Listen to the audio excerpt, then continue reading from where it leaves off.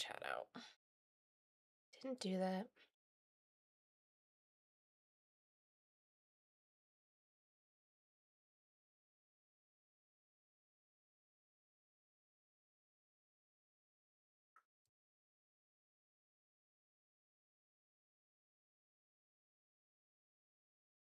Nope.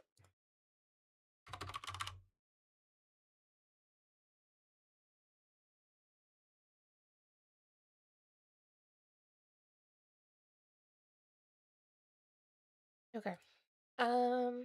Need to fix this now. Hello. You are the first one in here on any platform this morning. Okay. Connect that.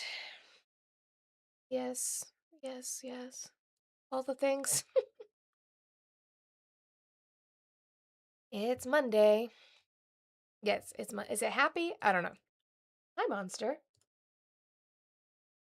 My freeze frame on my Twitch announcement is great. I love that for me. Okay. Anyway, I guess we'll just get started because I don't know what else to do with myself. It's Monday and I'm tired. We'll get started here. Hello.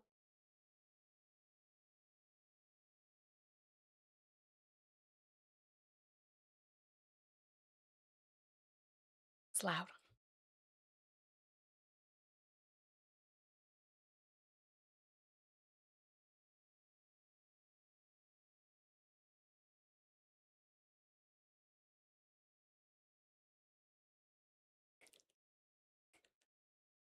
It's Monday morning.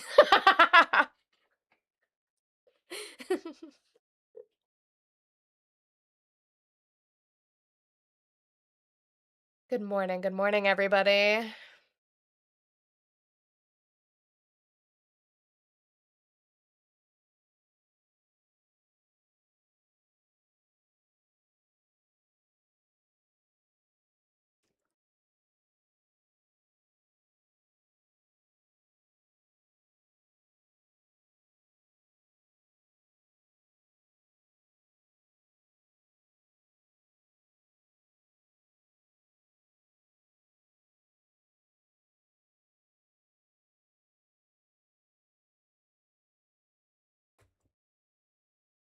I'm doing good, Nolan. How are you? Tired.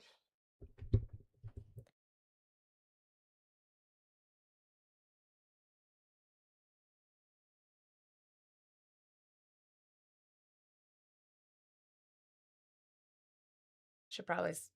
Yep. Nope. Yeah.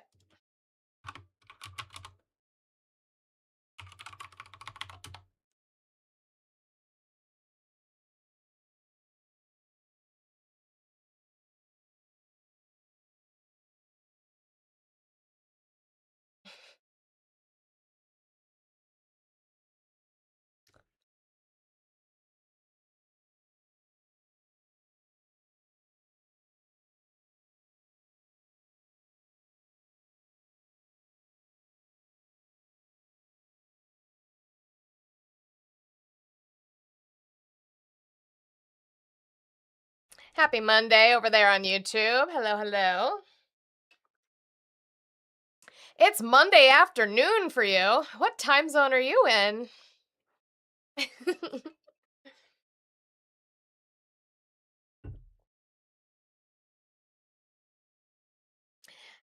Justin, it's so great.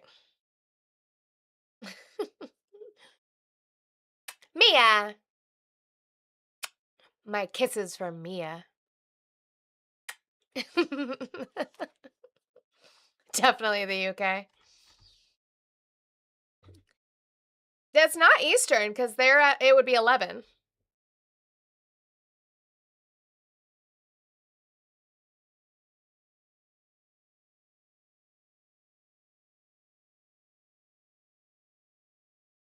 Let's start doing the things, my friends. Get ourselves going again.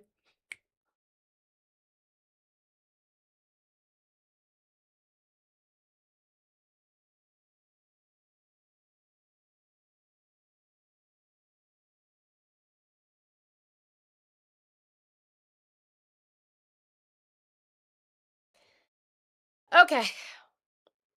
We'll call that good. Good morning. Yeah, happy Monday, I guess, if it's happy. We'll start our day here on midterm Monday. I just don't care about changing the background anymore. I'm just gonna be honest, that's what it is. I'm already debating I love the camera. I'm using my brother's camera. I love the camera, but I'm convinced there's something in way of engagement and having your entire background in full screen. So I gotta figure that out. Gotta figure that out. Thank you, Audie, for the reminder. I would have forgot. Thank you. So whatever. My brain's all over the place. It's Monday and I can tell. All right, let's get ourselves started. If you're watching over here on TikTok, let's start tapping that screen. I know that the taps are reading funky, but we're still going to try. So let's start tapping that screen up. We still try to hit 300,000 for the entirety of the live. That's 100,000 likes an hour. I know you guys can do it. I've seen you guys do it. I just don't know. I've seen an issue, but I still know you guys can do it, so let's work on that, please. I have the roses. Oh my God, I have crabs. Thank you so much, Peter, for my crabs. I have the roses goal up. I see we're almost completed with that, and once that is up, we will continue to work on it, guys. If you guys could complete out the gift goals as I put them up, that would be fantastic. Also, it is a new week, so we have a refreshed gift gallery. If you click on my profile picture and hit C3 gift gallery, you will see that the ones that are grayed out are the ones that need to be completed. So Mia has completed the rose and the hearts. W's to Mia. Thank you so much. You would need to send, one person would need to send 15 finger hearts, one person send 10 donuts, and so on and so forth to fill up these gifts. We were so close last week to lighting up the gift gallery. Let's see if we can do it this week. If you have the means with which to do so, I would appreciate it so much. Thank you. Do your daily heart me if you have not done so. Thank you, Peter, for the corgi shaking ass on the screen. I appreciate you so much. W's to Peter. Do your daily heart me if you have not done so. Gives you access to stickers in the chat, which I think I made most of them backgroundless now. So maybe they'll appear better. I don't know. I give no promises. I just did things. So do your daily heart me to give you access to that as well. Also help support me out onto the algorithm. Repost now. Repost the live, add it to your story, share it to 5 of your friends. That does help push us out onto the algorithm over here on TikTok. I don't know what's that's the only thing that's been frustrating me lately is my viewership. I don't know what's going on with that. It's dropped severely on here and YouTube. Who fucking knows? But let's try and work on that. Thank you guys so much for all of you who are here every single day and supporting me. It means the world to me. So let's work on doing that, reposting before we can't, because TikTok doesn't like it when I start showing stuff on screen, but I just don't like playing audio without the reference of seeing their faces. It's just not something that I personally enjoy. So I try to play them regardless of the flags that it gives me. So that's for you. So help a girl out. All right, if you're watching on YouTube, however, if you could hit that thumbs up button for me, I would appreciate it. Again, helps push us out onto the algorithm over there on Shorts. Just in case we do have callers who want to have a conversation, I will put that phone line on in just a minute after I get through my spiel. I do go into this looking to have conversations with Trump supporters, although we do not live in the same reality anymore if you are still supporting this man. But it is what it is. Yeah, I'll move that over here, I guess. You can subscribe. You can become a member. You can send jewels and you can send super chats in case you have a, I just move my water out of the way. Yeah, in case you have something that you would really like me to read and the chat's going by too fast, if you guys, I did, Eli. Make sure that you guys send a super chat. That ensures that it gets read, okay? Over there on YouTube. I would appreciate it. If you're watching on Twitch, Twitch chat is the best chat. Twitch chat is a lovely platform. You can follow. If you're not following me, I would appreciate it if you do so. You can subscribe. It's Monday. Sorry, guys.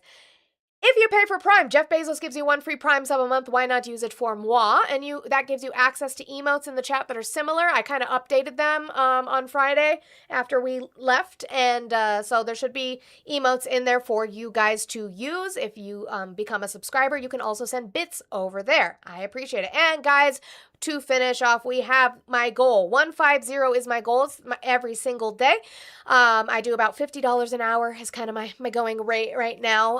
And we crowdfund for women's labor on this platform. So if we could start working on that for the 3 hours that I'm live, that would be awesome. Dollar Train, $2 Train, $5 Train, to the Cash App, Venmo, PayPal, all in the link tree in my bio across all 3 platforms. If you're over here on YouTube, you can see it listed up above, and on Twitch, it is over there in that corner. All right. Shall we get started with some news stuff? So, or I should probably get started with, what is that? Probably get started with people torturing me, huh? I should probably get started with that, right? Right, Scuba Steve? Is that how I should get my Monday started? I'm already out of whack. You know I'm out of whack, and you're going to do this to me. Okay, so thank you, Scuba Steve, for the $1.31. Okay, there's that one. $1.31, appreciate you. Oh, God, I can't do math. Thank you for the 123. And also, thank you for the 246. You said, good morning, good morning, good morning. Scuba Steve just likes to torture me, and no, see? And then I lost it. Stop it. Minus. He just likes to watch me do this. I think it's just a kink for him. And like, I don't kink shame. What? 145. 145. See, it's even worse because you do it so that I can get to a relatively even number. Like, that's diabolical. No, it's 145. I know what Scuba Steve's doing. He does it on purpose to torture me, but W's to Scuba Steve anyway. He just likes to watch me struggle. It's Monday. All right. I'm going to hydrate, then we'll get started here. Let's start out with a poll, shall we? Enton has another poll for us on Trump's approval rating. This one is going to be through Reuters Ipsos, is the poll that we're going to be looking at here. Debate America, how are you today? I'm great. Did you vote for Trump?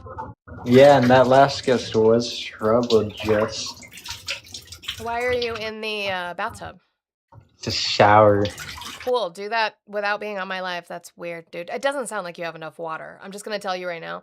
It does not sound like you have enough water to get thoroughly cleaned, and you have to get betwixt the cheeks to really get clean. I know that's tough for the red-pilled, incelled men to actually get in between your ass, but you should probably do that. Okay, anyway.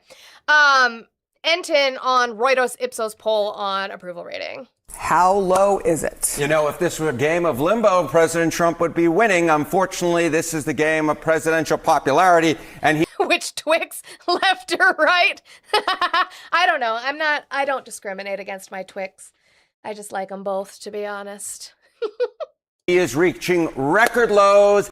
Yeah, we need Blue's weird counter. I should just take Blue's emblem from from his streams, his awesome little chibi, and then put it as a weird counter in the corner, just Blue's face. But then we need to donate to Blue for that. We would have to like $1 per every weird or something. Yet again, he is losing. Just take a look here. Okay, Trump net approval hits a term too low. Look at this. 31 points underwater. 31 points underwater according to Ipsos, the Reuters Ipsos poll. Look where he was at the beginning of term number 2. He was at plus 6 points. So he is down, what is that? The math quickly with me. 37 points from where he was at the beginning of his second presidency. You know, President Trump was unpopular going into the midterms during his first presidency, but not anywhere as unpopular as this. He was 12 points underwater. So he is doing... Which again isn't unusual to see in here. It's an in term 1, but it would have been right before the midterms. The popularity starts to go down. That's not unusual. It picked back up to a plus 6 as he was being inaugurated in January of 2025, but we are now at negative 31 points in his general approval rating. So, yikes. Versus where he was at term number 1 at this point, he is doing, what is the math here quickly? He is doing 19 points worse than... Yeah, Chicky, exactly. And he was doing in term number 1 at this point. And of course, those midterms were quite disastrous for the Republican Party. So you look at these numbers and you just go, oy vey if you're a Republican. Only jobless idiots take polls? No, I just, we just talk about the polls. it's interesting to me that you'll praise the polls that make him look good, which now there aren't any, but you won't do it any other way. Like, now that they make him look bad, it's just a snapshot of the week of however many people they polled in that Reuters Ipsos poll. That's what they're saying. Okay. Moving on my breaking news section. I just called it that. Leave me alone. Let's talk about something controversial that everybody's been freaking out on all weekend. Now, I'm going to preface this by saying, if any of you heard me on Hector's, I said it was a hot take, but it's not. What I mean by hot take is in regards to, I feel like you guys didn't know this was going on, which is fair. We have been doing this for a while. This isn't Chicky. Now, okay, how do I say it? How do I start this? I don't like how the Trump administration is doing it. Okay, let's start out with that. I do not like how the Trump administration is doing it, because what they're doing is increasing the quota that we do every year with the BLM, which is the Bureau of Land Management. They're increasing it to a rate that is ridiculous. Why? Because they just want the public land. That I don't agree with in any way, shape, or form. I agree with protecting public land. However, when it comes to horses in this country, y'all are new. Let's talk about it. So this is the New York Times. It didn't load the entire picture, but this is the New York Times article. Under Trump, protected wild horses are going to slaughter. Okay. They once, and they're going to be very flowery with their language, and it's going to frustrate the fuck out of me. They once had run free through the desert mountains of the West, a multicolored band of 68 wild Mustangs that had never been saddled or corralled. They're fucking feral. Then the federal government rounded them up with helicopters, as it has with tens of thousands of other Mustangs, in an attempt to control wild populations on public lands. The horses were held for years in a feedlot in Idaho while the government tried to find them what it called loving homes.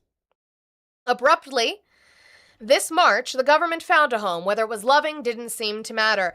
The horses were packed into echoing metal trailers and trucked 1,800 miles east to the pens of a hard-luck livestock trader in Ohio named Brandon Jones, who bought them for $25 each. A day later, 2 double-decker cattle trucks pulled up at midnight, loaded the Mustangs, and quickly drove off into the night.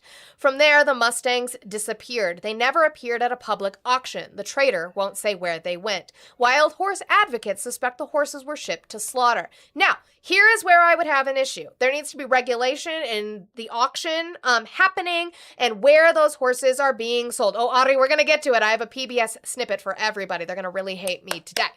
But that's not the government's concern. It got what it wanted. 2 more trucks of wild horses off its books. It wasn't the first time or the last. Now, they're saying in the past year. I'm going to tell you, it's been happening longer than that. In the past year, the government has shipped the trader 1 truckload of Mustangs after another, and not just him. An examination of government records by the New York Times found that all over the country, the Bureau of Land Management, the agency in charge of protecting wild horses, is quietly selling thousands of horses to buyers like the one in Ohio. Slaughtering wild horses is illegal in the United States. But the Bureau's actions create a loophole that enables people to get Mustangs on the cheap and then quickly resell them to be exported alive, processed into cuts of meats, and sold abroad. Other countries eat horse. If the population is getting to a point of out of control, I personally, this is where my hot take comes in, I think. I personally would be fine if we processed horse meat. Now, we do not have the structure to do so. We do not have the FDA regulation. We do not have the warehouses. We do not have the capacity right now to do so. That will take years. That would take years to come up with food safety regulations and restrictions, what the warehouse would need to do, and again, regulations on that. But I don't see, they're freaking out in the YouTube chat. What the fuck? Why not? That's my question. Why would you refuse to eat horse meat? Other than Casey saying it's not good and it's gamey, that's fair. There's lots of gamey meats. Why wouldn't you eat a horse? If this is just about population control, this wouldn't be outright, you're just allowed to hunt horses. Sure, venison, sure. Horses will be predator protected if they're seen as a food source. Chicky, that's how we're gonna save the polar bears. Why can't we? Eat horses. I'm just asking. We do not have, other than obviously, we do not have the regulation or structure with which to do so. That's fine. Because Seabiscuit? Oh, so we'd rather abuse them in the racing system? That's fine. I don't know. Waiting. Waiting for some answer other than we love them because they're cute, which is fair. But it's not kosher. You can make it kosher. Yep, we did save bison that way.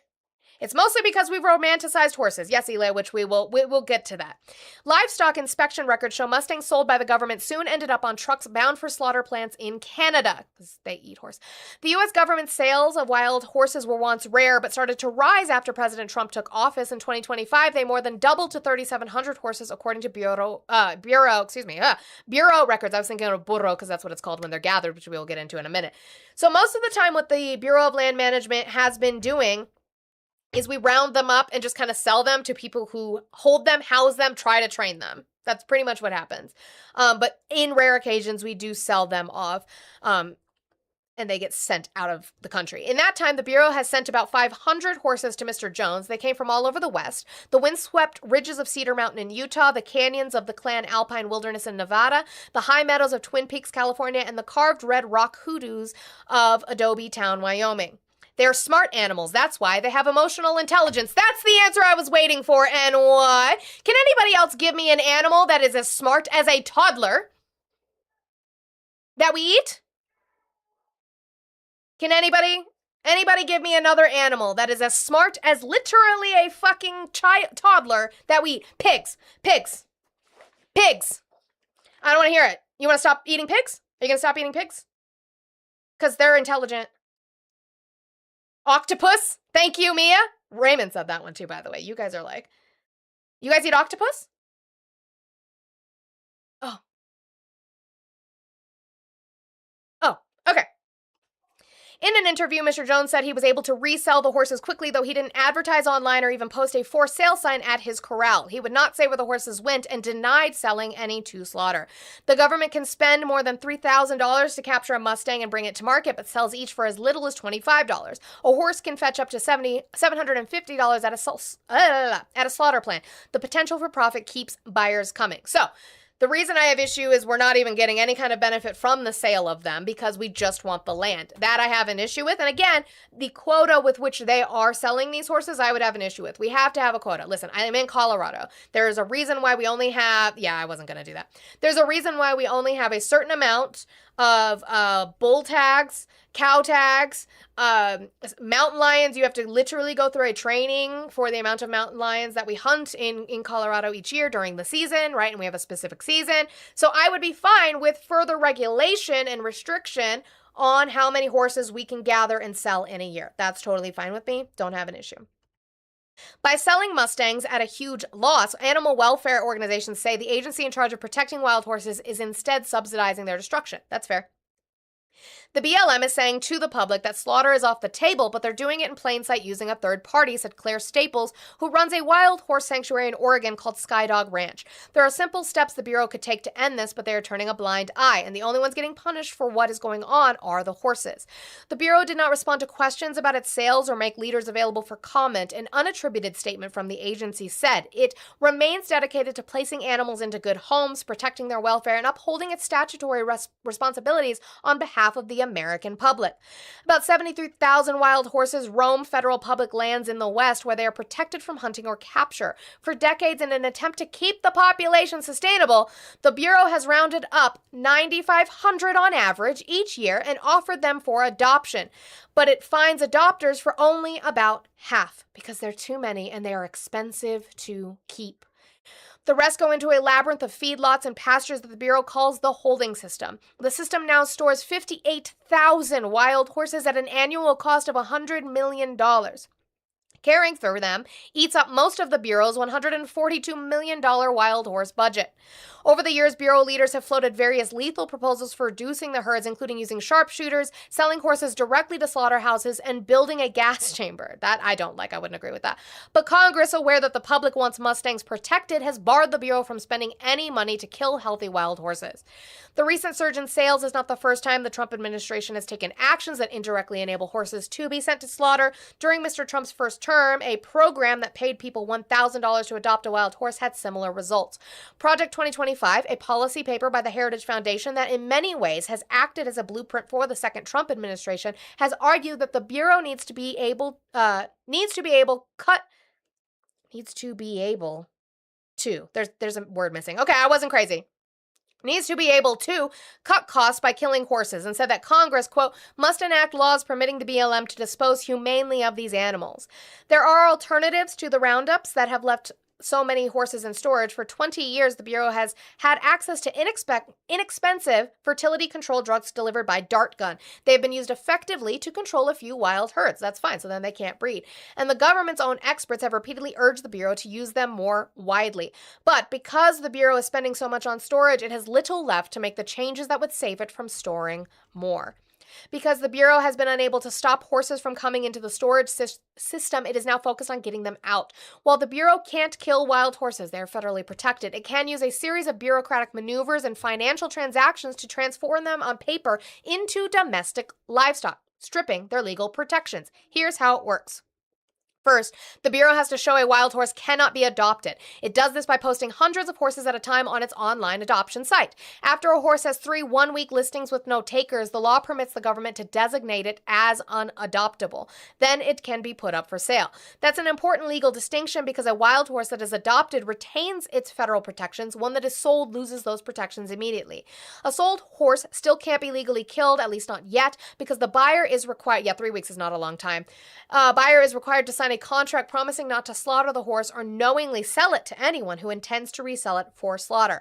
But if the buyer resells to a middleman without asking questions, the buyer is safe from prosecution. The middleman has not signed a contract with the Bureau and is free to legally sell the Mustang to slaughter. The Bureau is outspoken that it does not let horses go to slaughter even through middlemen, but it has a big incentive to get Mustangs off its ledger. The government estimated that not having to provide years of care for the 3,700 horses it sold in 2025 saved about $56 million. While quietly selling truckloads of horses to private traders, the Bureau plasters its website with photos of loving owners hugging and kissing their Mustangs. Now that is propaganda. I would say at least be honest about where it goes, right? Why are you talking about dolphins and orcas? Most smart animals are psychotic. Dolphins, orcas, humans.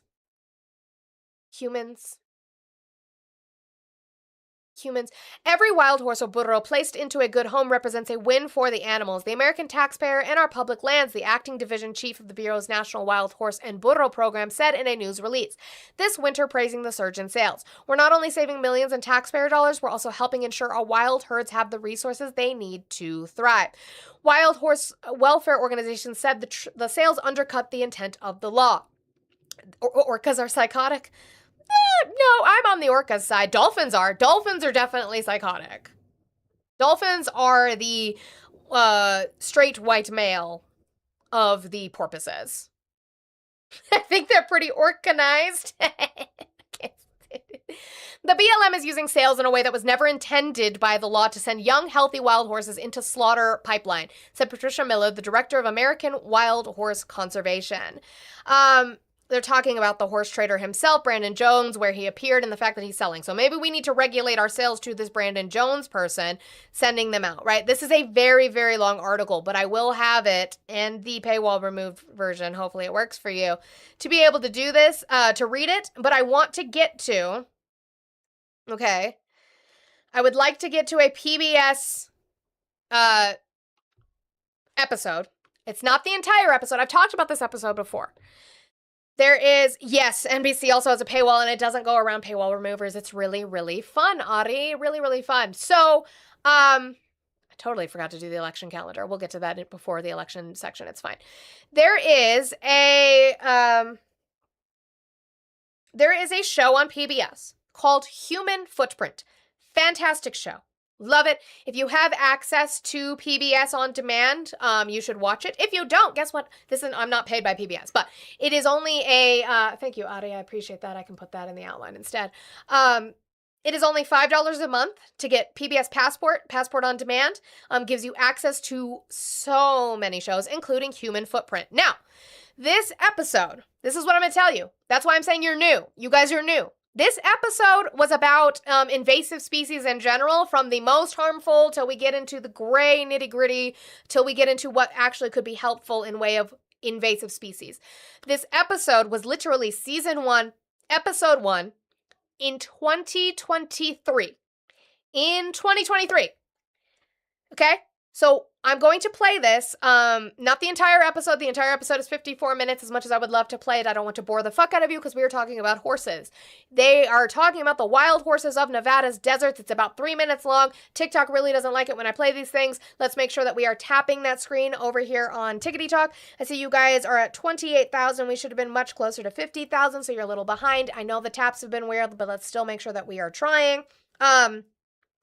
And what else is going on over here on TikTok? I have the little Lux tickets. Can we get those knocked out of the way, please? Remember, my gift gallery is there. Let's knock some of that stuff out. And if you're watching over here on YouTube, hit that thumbs up button if you have not already. And if you're watching on Twitch, thank you so much for the follows, Duchins and Xanderwill. I appreciate you.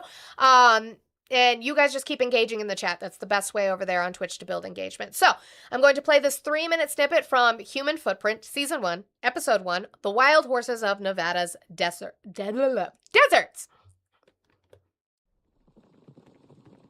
Yeah, just make sure nobody moves at all. I can hear the thundering. Definitely getting closer.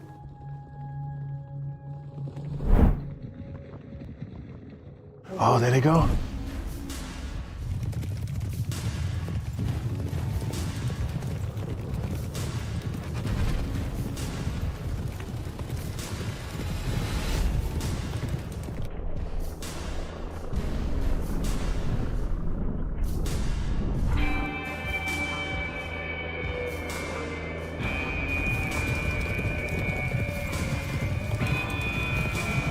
Yeah, they're beautiful, Linetti. I would never deny that horses are beautiful. I am just also a realist who understands, with proper regulation, what we could do.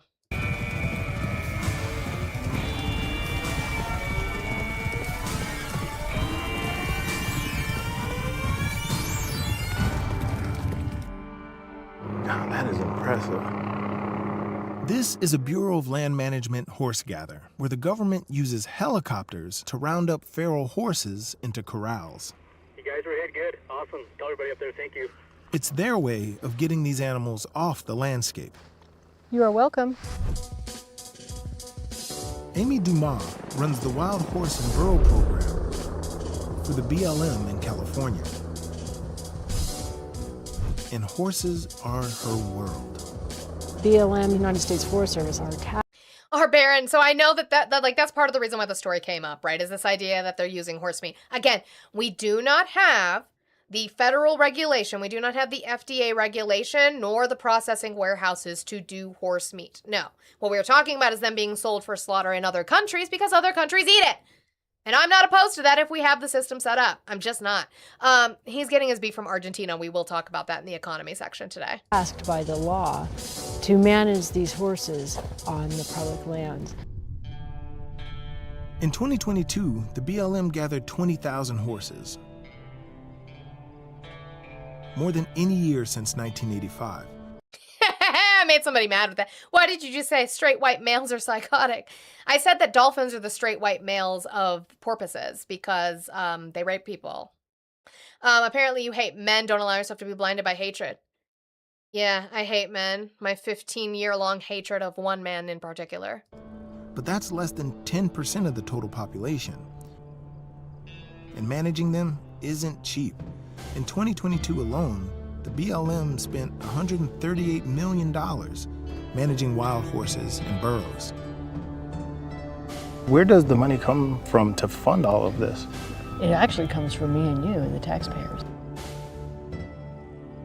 Now that there are horses penned here, What are the next steps of this process? We'll take them to temporary holding. We'll ship them to one of our. Sorry, I hate having to pause this much. You just be honest. I didn't say that video. Somebody else said that they said most intelligent animals are psychotic. That's what they said. They said dolphins, orcas, and then they gave examples. I didn't say they were psychotic. They said intelligent animals are psychotic, like dolphins and orcas. And I said, like humans? And then we said, well, orcas, I don't know if they're necessarily psychotic. I said, dolphins, yeah, because they like to rape even humans. I said, maybe they're the straight white male of porpoises. So I actually never used the term psychotic. They did. Our prep facilities. Then they are prepared for Look, he's right adoption. there. But less than half of the horses are actually adopted or sold. The rest remain in BLM care or are released back onto the landscape. We're trying to do our jobs out here with like one hog tied, right? With one hand behind our back and the other hand hamstrung, because we have to work within our regulations and within our budget. Watching these beautiful, iconic animals driven into pens by a helicopter, it felt wrong. At the same time, letting them continue to multiply, to ravage the fragile landscape, to outcompete native species, that doesn't feel great either. Now, that segment is a lot longer. I wish I could play it. I can't because I don't have, I think I gotta donate to Passport again. I thought my husband had it. He didn't. But let's talk about the fact that horses are not native to the United States. The ones we have. We did have native horses of the Americas. Yes, Chris, there is. We just don't use it. That is your login, babe. Babe, don't play with me. Why did I put it? Why did my thing do that?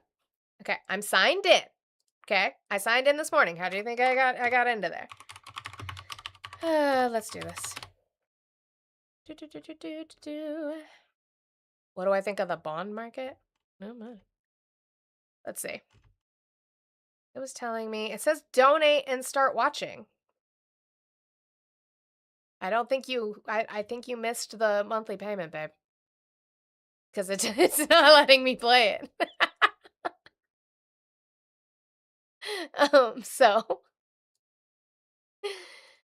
Anyway, sorry. Let me do that. And I'll add that from Ari at the end of the day today. But we did have horses that were native to the Americas. They went extinct. Okay? They went extinct. The horses we currently have are ones that were brought in from Spain and Asia. No, actually, Minnie Mouse, I disagree. I would be fine with that. As long as we had restrictions and regulations on it, I would be fine with that. So the horses that we have in the United States are from Asia and Spain. Now, if their population gets out of control, like a lot of populations, even native populations, you cannot let them get out of control. They ruin the vegetation for native species like deer, pronghorn, elk, other things. Yeah, you wouldn't be able to call it beef. No, you would not be able to call it beef. That would be the difference for sure. So you have to keep control of the population. The problem that we have is because America.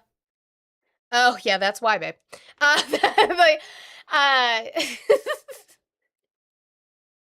In America, we have so closely tied our patriotism and our mysticism to horses, to wild horses in the Americas, that we have federal protections on them. Wild hogs in Texas, yeah. That we have federal protections on them. That we can't kill them, so then we can't process them for meat in our own country. We can round them up and try to adopt them out. But as I read, we have a hard time doing that because they are expensive to hold. They're expensive to take care of.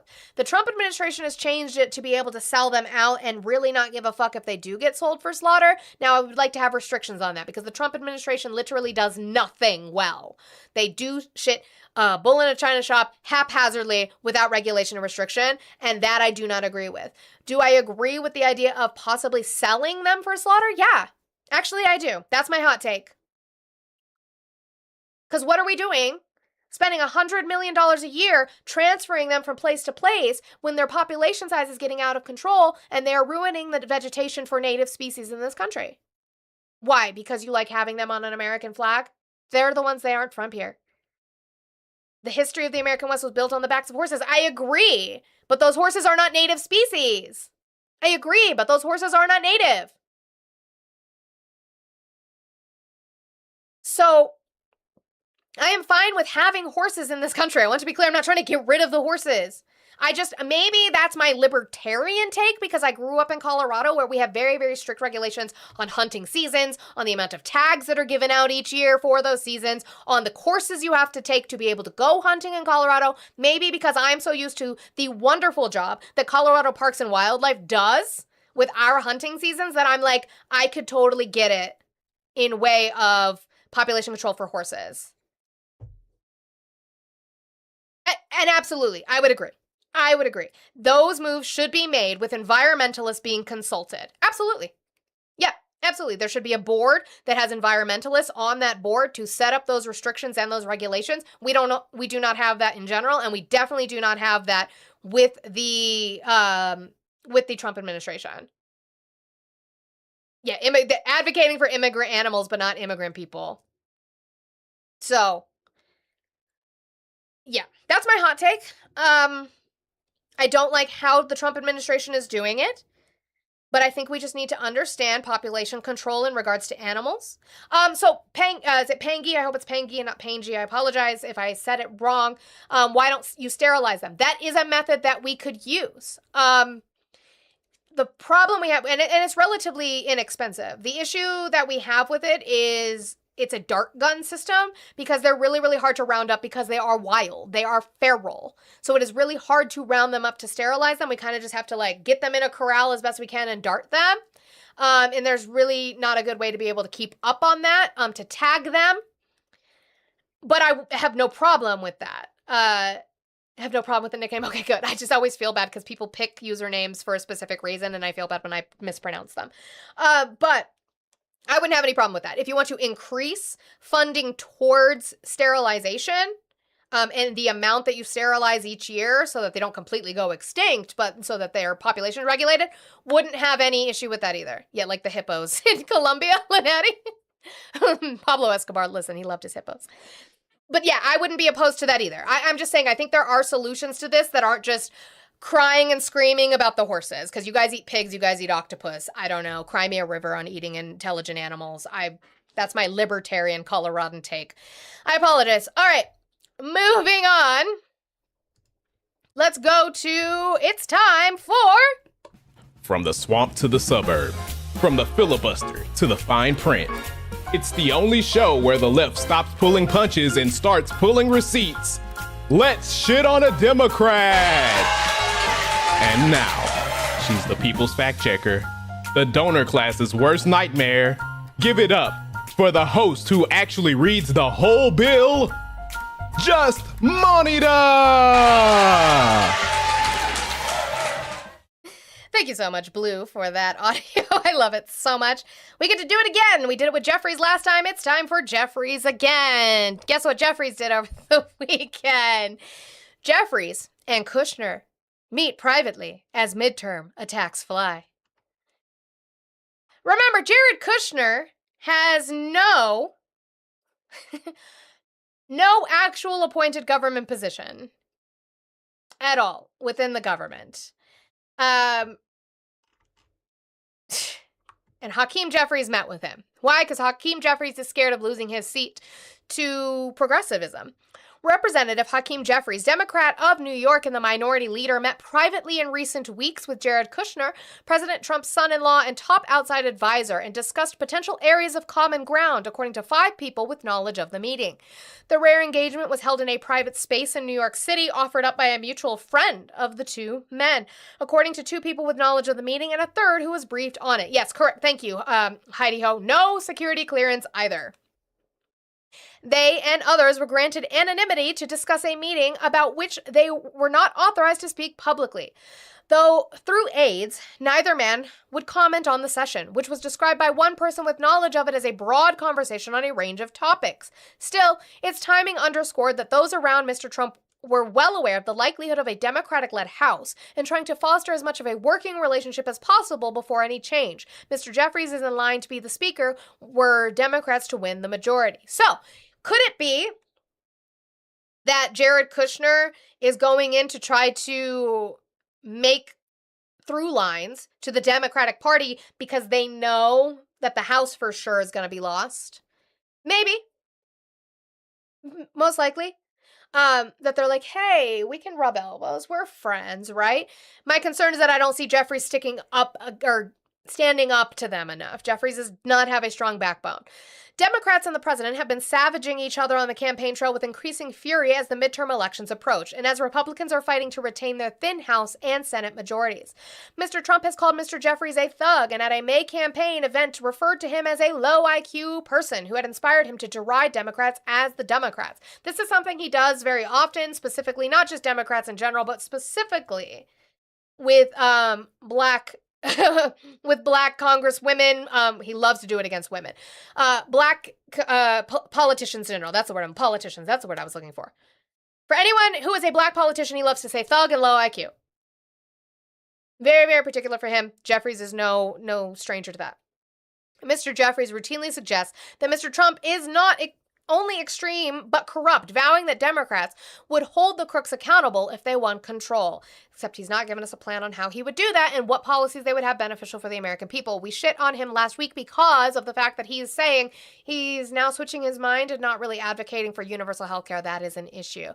The private get-together was described by one of the people as a catch-up for Mr. Kushner and Mr. Jeffries. The two men have stayed in touch since they worked together on a criminal justice bill midway through Mr. Trump's first term. During the recent... Now, let me stop there for a second.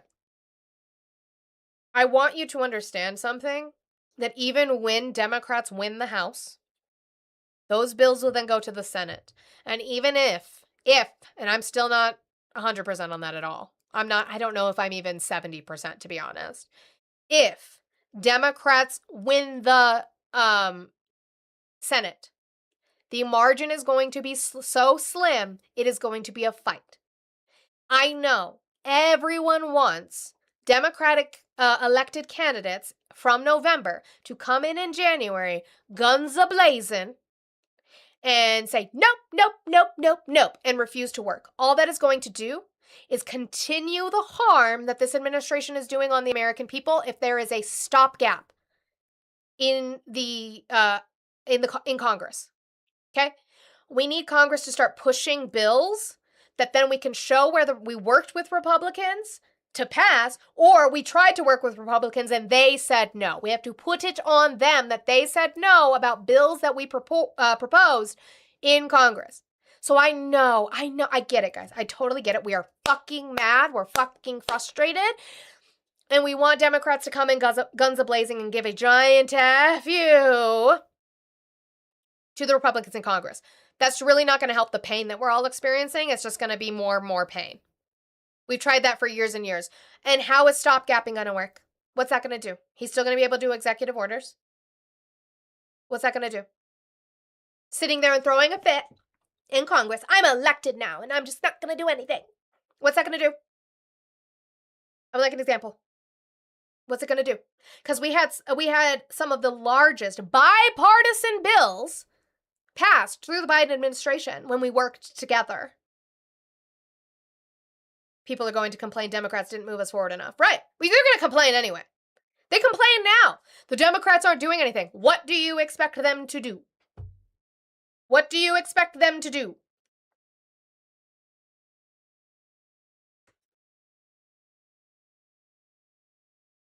Cool. So that I'm saying the fact that they worked together in the first term doesn't shock me. During the recent meeting, the pair discussed housing, immigration, and the high cost of living as potential areas of common ground. Mr. Kushner suggested that Mr. Jeffries should meet with the White House Chief of Staff, Susie Wiles, two people with knowledge of the meeting said. I'll put that down there since you guys don't seem to be doing that. The likelihood of any compromises between the White House and Democrats on those issues seems remote. So, even so, the reporting that we are getting, fight for it. They won't, though, because they petty. Fight for what? How? How do they fight for it? How? Fight for it. What does that mean? What does that mean? We say that. That's great rhetoric. You can put it on a sign. You can put it on a t-shirt. Some of them, Robbie. Not all of them, but some of them. What does fight mean? I'm asking. I want solutions. I want progressivism to rule the day. What do we do? What does that mean? Oh, Kushner and Jeffries? Yeah, no, totally, Robbie. Yeah, absolutely. Mr. Trump this year refused to sign a bipartisan housing bill in part because he said it was Warren-centric. Yes, Elizabeth Warren did work on it, but so did Republicans. It was a bipartisan bill, actually. Referring to Senator Elizabeth Warren of Massachusetts, its top Democratic champion, and he has repeatedly expressed openness to a deal with Democrats on immigration, only to back away from any such agreement. He successfully lobbied Republicans to abandon a bipartisan border security bill in 2024. We talk about it all the time. I don't know. I stopped reading it, to be honest. They're all over the place. I say we take Bikini Bottom and push it somewhere else. White House officials and an aide to Mr. Kushner did not respond to messages seeking comment. In a statement, Mr. Jeffries did not acknowledge the meeting, but suggested that the only way Democrats would cut deals with the administration would be if Republicans were willing to come to their way on cost of living issues, his party's top priority. So even then, again, it sounds more like Jared Kushner walking towards the Democrats than it is the other way around. We can shit on Jeffries for having the meeting, but we're going to have to work with them regardless. They're going to be there. We're just going to ignore them? And how is that going to help us? Nobody's giving me an answer, by the way. Nobody's given me an answer about how throwing a hissy fit in Congress is going to help us. And somebody who said fight hasn't given me an example of how. You want them to fix it, but you have no solutions for how.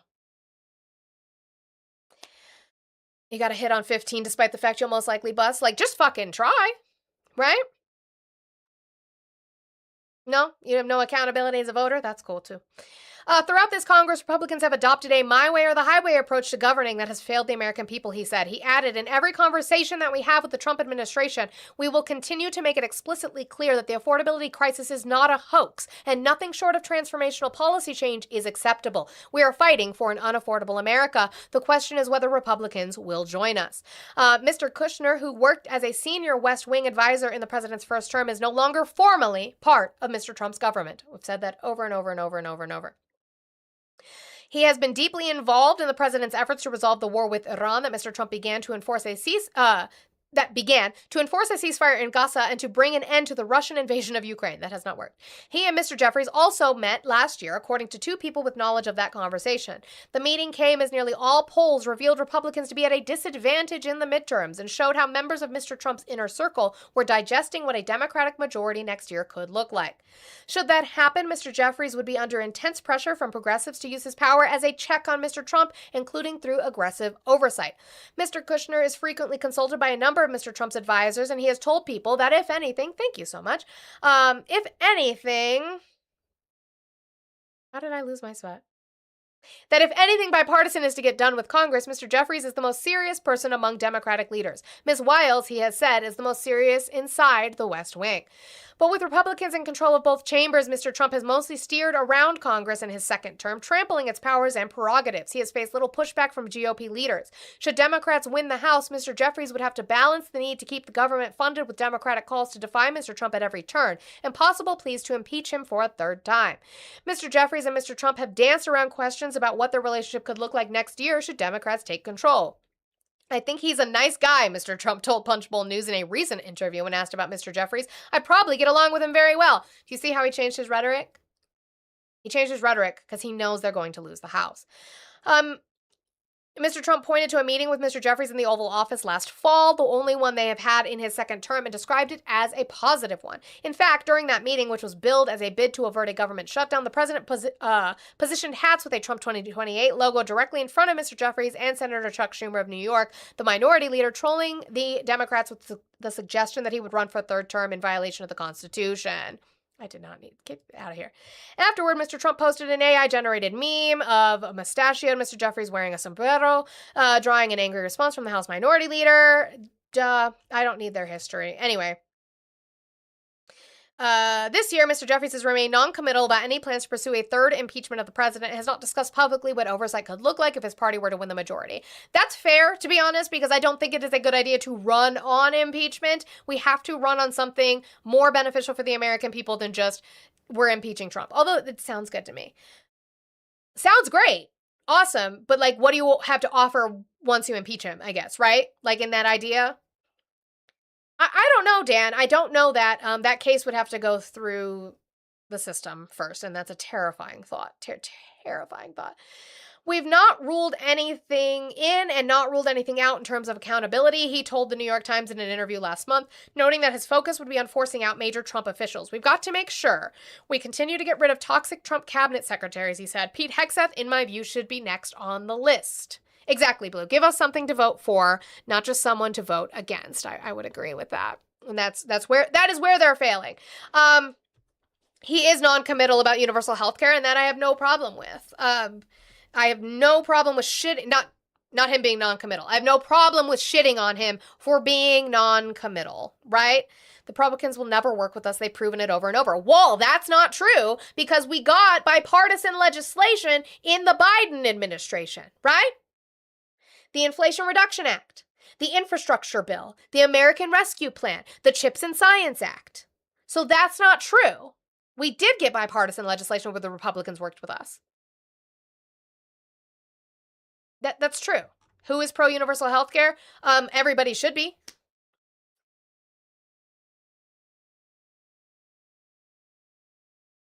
The Dems have so much ammo to attack with. Like what? Because if it's all Trump, I don't see how that's necessarily benefiting us. Okay, continuing on.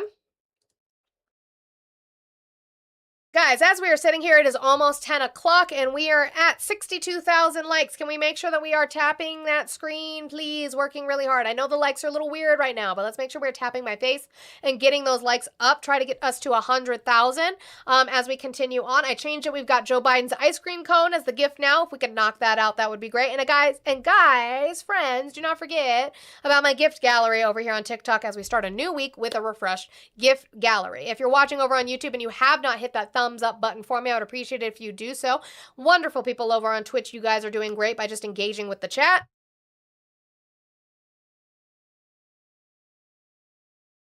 I have a sneeze, but it doesn't want to come.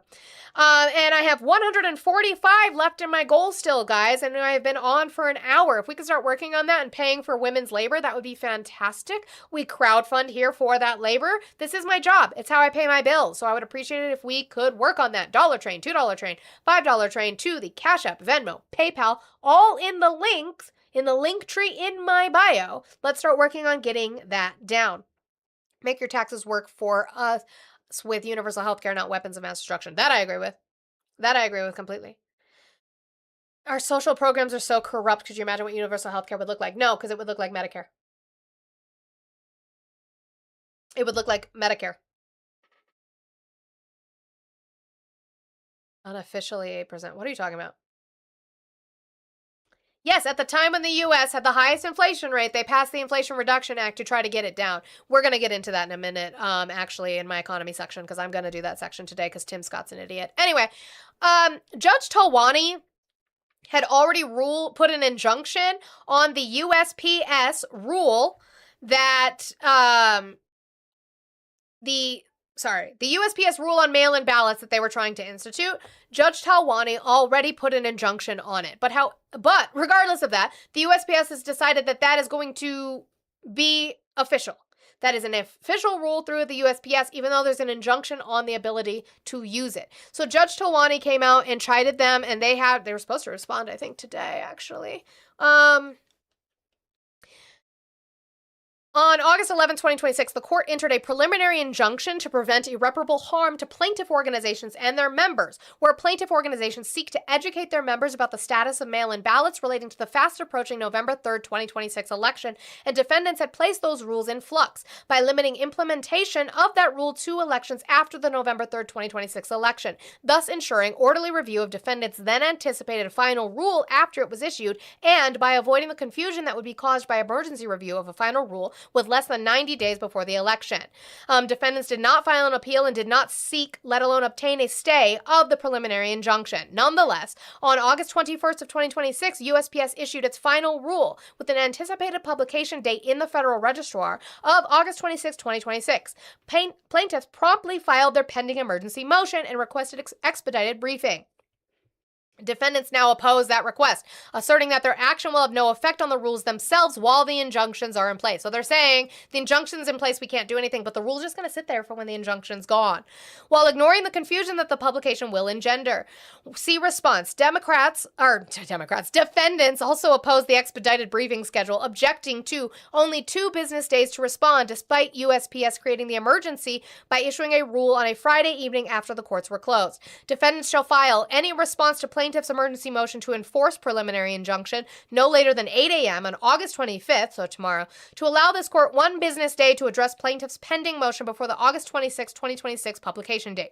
Alternatively, the court is prepared to allow defendants' requested filing deadline of 11:59 p.m. on Thursday, August 27, 2026, but with entry of a temporary restraining order staying publication of the final rule. If defendants seek the August 27, 2026 filing date, they shall promptly advise the court such that such a TRO may enter. So they're saying, hey, you're still going through with this when I told you to stop. So now the plaintiffs have filed an emergency motion of a temporary restraining order against the final rule. Please respond to me. Otherwise, that is going to be enjoined and also be a part of the injunction, and I will let the temporary restraining order stand. We will find out how that goes as we continue on. All right, before we get into our economy section, or no, I'm going to do elections first because it's short, and then I'll do economy. I have some funnies, I guess. I have some funnies before we get going, just as a palate cleanser, just as a break, just as a hydrate. Donald Trump did his stupid race thing. And this this was him waving his flag. He's very happy. We have green. We are racing in the Freedom 250. It's waving his flag.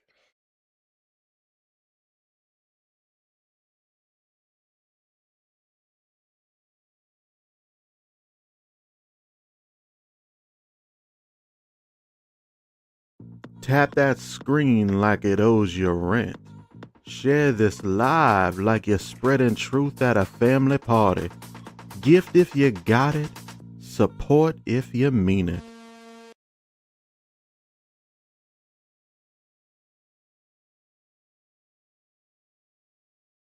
Sorry, apologize. Welcome in, Facts Raiders. I appreciate you. We just went over a lot of breaking news stuff, and now I'm doing a little bit of a funny palate cleanser before we get into a little bit of election stuff. But welcome in, Raiders. I appreciate you guys being here. If you have not seen me before, I'm just Monida or Monica. You can call me either. I hope you guys had a wonderful time on Steve's this morning. I was listening until I had to start, pretty much, and here we are. Let's watch Trump and his happy toddler self wave the flag again. We have green. We are racing in the Freedom 250. I don't know who waves a flag like that. So this was not me. I didn't do this. I am giving all credit to Crystal or Twista. I don't know how you know her. I'm giving all credit to Twista for this. I didn't do this. She did it.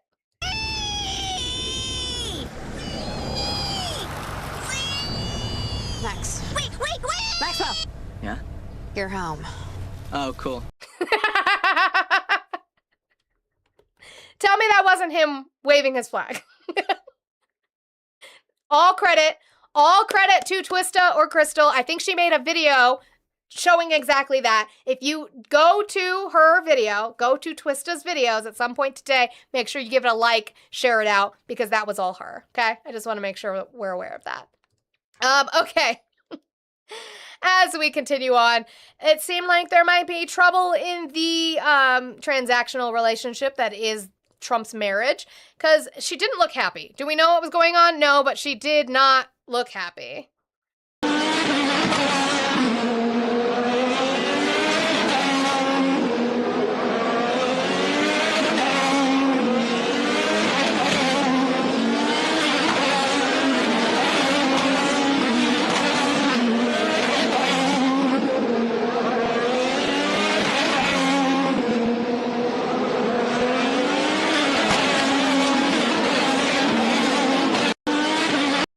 Has she ever looked happy? No, but that was really bad. Like, that's that's really mad.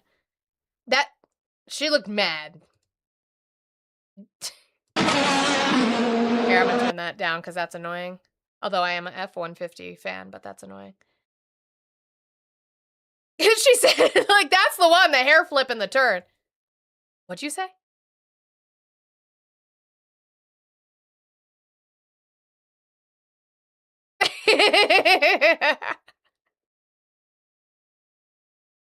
And then there's also a video that I don't have, but allegedly she left once Natalie Harp came down, which is totally possible. Well, actually, that was because where was that? She's in the back right here. Yeah. If you guys can see, there's Natalie Harp. There she is. She's always right there. Melania, mama, there's a stalker behind you. You gotta get her. You better get her. Okay. Another funny before we move on, just my palate cleansers. This is Jordan Klepper talking to Trump supporters. I'm sure we've seen it before. If you haven't, enjoy. Fill in the blank for me. 2 men getting married is blank. Disgusting. Actually, the answer is legal in the United States. It's legal, but I don't like it. It's important to believe in, to have respect for everyone's religion. So you respect Christianity? I do. Judaism? Yes. Islam? No. Can a woman be president? The presidency is a man's job. I have women are qualified to be president. No. A female has more hormones. She could start a war in 10 seconds. If she has hot flashes, whatever, boom. Haven't all wars been started by men? Yes. Yes. Well,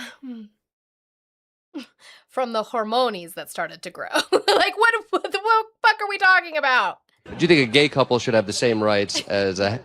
No, I don't. I really don't. I don't think it's fair. To the gay couple? Well, no, but the regular couple, they work so hard, and the gay couple, they want more. What? When you say more, do you mean equal? Yeah, they want equal in that. And that's just too much. Yeah.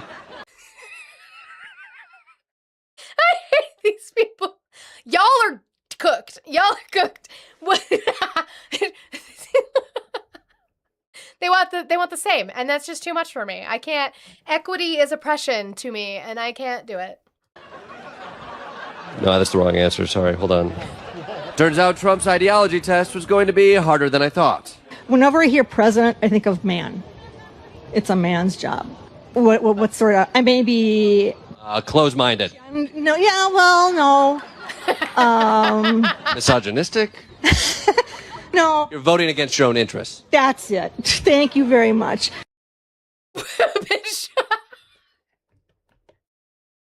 What? Voting against your own interests. Yeah, that's the one. That's what I'm doing. That was it.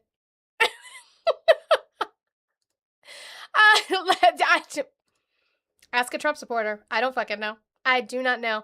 And the last one we have is Donald Trump and his son downing in real time. This one just, I don't know why it tickled my brain. And to do that, all voters must show voter ID and all voters. I'm sorry, what was that? And to do that, all voters must show voter ID and all.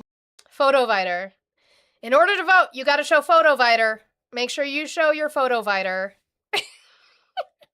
Voters must provide, very simply, proof of citizenship. But he doesn't need a teleprompter, right? He doesn't need a teleprompter as he's focused. That man is locked in. Voters must show voter ID, and all voters must provide, very simply, proof of citizenship. He locked in. He locked in on that teleprompter. Sorry, now cover one of your eyes. D. Z. Okay. Let's do an election section since I totally forgot to do our midterm Monday. It's probably because I didn't change the background that I forgot, but it's fine. We'll just do it anyway. So tomorrow you have some elections coming up. Let's make sure we are paying attention, okay? Georgia. Georgia, you have a special general runoff for Georgia's 13th congressional district tomorrow. Indiana, you have local elections. Oklahoma, you have a statewide primary runoff election tomorrow, as well as a special primary runoff for Oklahoma House of Representatives District 92. Special primary runoff for Oklahoma State Senate District 17, and Oklahoma, a general election in Tulsa, Oklahoma. In South Carolina, you have your special primary runoff for Republican candidates to fill the vacancy in nomination in the office of U.S. Senator from South Carolina. That is the one. You got stuff in there about our new photo fighters? No, but we need them. Darlene Graham is running for that nomination to fight for that in November. She'll probably take it because Trump endorsed her in South Carolina and y'all are broken in South Carolina, but she's not qualified in any way, shape, or form. Michigan, you have your Michigan Democratic Party second state convention. I didn't know that some do too. That's pretty cool. And that is on Saturday. Okay. And then everything else is for the next week. I don't know if I do midterm Monday, I might have to be late. I won't lie. Next week, I have a dentist appointment. So there is that. But in way of incentives, I don't think it's the best incentive for voting in November, but it could be one that is very, very, very important to you. And if that's your reason, I don't care. Do it. I'm going to be impeached. They're going to impeach me. They have no idea why. I saw it today. A congressman said on one of They have no idea why. Okay, so I'm going to ask the chat then. Chat, give me reasons why Donald Trump would be impeached. Please. Selling vote fighters. Fraud. Okay, fraud's a good one. War. Crooked. Okay, so we do have reasons. Violating due process. Okay, so we do have reasons. Corruption, emoluments clause. Okay. He's stealing our tax money. Violations of the 1st, the 2nd, the 4th, the 5th, the 14th, and the 22nd. Yeah. Okay, so we do have reasons. It's not that we don't have reasons. Cool. I'm going to be impeached. They're going to impeach me. They have no idea why. I saw it today. A congressman said on one of the shows, we're going to impeach President Trump. We're going to impeach. Oh, really? Why? The person was asking. A neutral commentator for a change. I like neutral commentators. It's a neutral commentator, but he can't name who they are. This is a story that never happened for 500, Alex. Oh, I see. You're going to impeach him. Why? Well, I don't know. I don't know. And this was right before he got heckled. I do not have the stuff on the heckling. If you want to look it up for yourself, you can. A man wore a black shirt that said on a live all PDF files. And he was yelling at Trump for protecting PDF files, or maybe possibly allegedly being one himself. The people in the crowd gave him the middle finger because apparently they don't agree with unaliving all PDF files. And he was removed from the rally. Anyway, we do have some positives, though. This is Senator Van Hollen, who is asked about working with Democratic Socialists in the party. That took longer than I expected. Okay, TikTok, sure.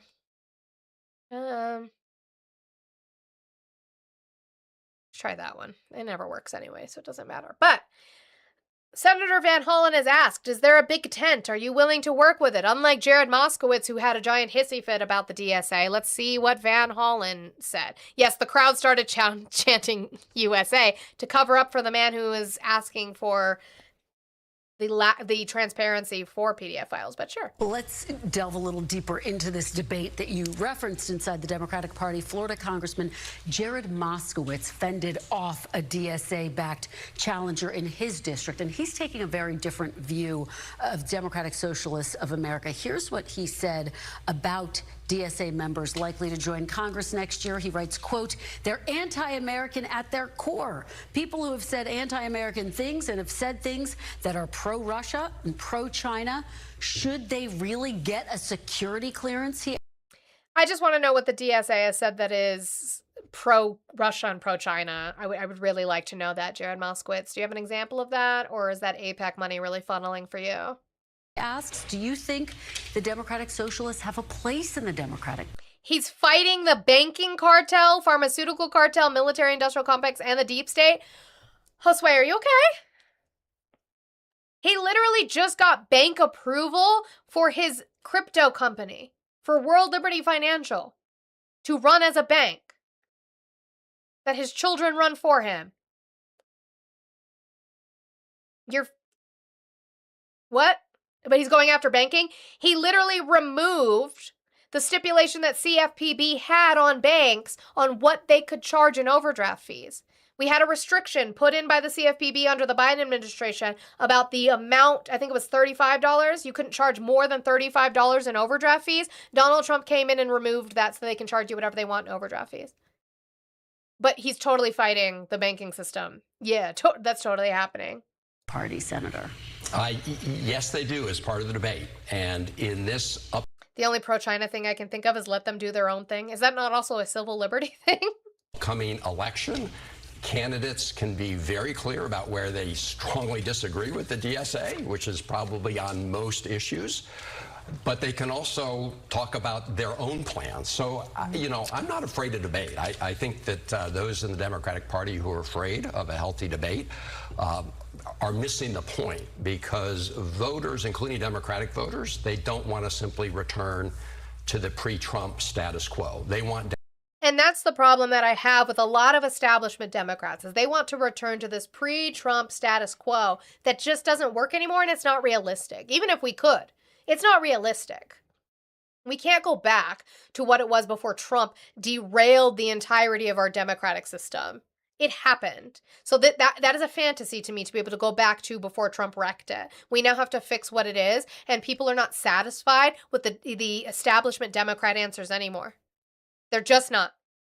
They're looking for more progressive answers, for better policies. Democrats who are going to stand for something, and I can strongly disagree. Exactly. They think we're running on we're not, Trump is enough, and it's not. With one set of Democrats. But I think that debate is healthy. Well, okay, talking about the debate, let's talk about the DSA platform. It calls for, in part, replacing the president and Supreme Court with an executive and judiciary chosen by and subordinate to Congress, and, quote, to abolish the Senate, the chamber, of course, in which you serve. Do those ideas go too far for you? Yes. What, Cap? Cap says there's an option on your phone that lets you block overdraft charges. You know this, right? My bank has it. What? What are you talking about? What are you talking about?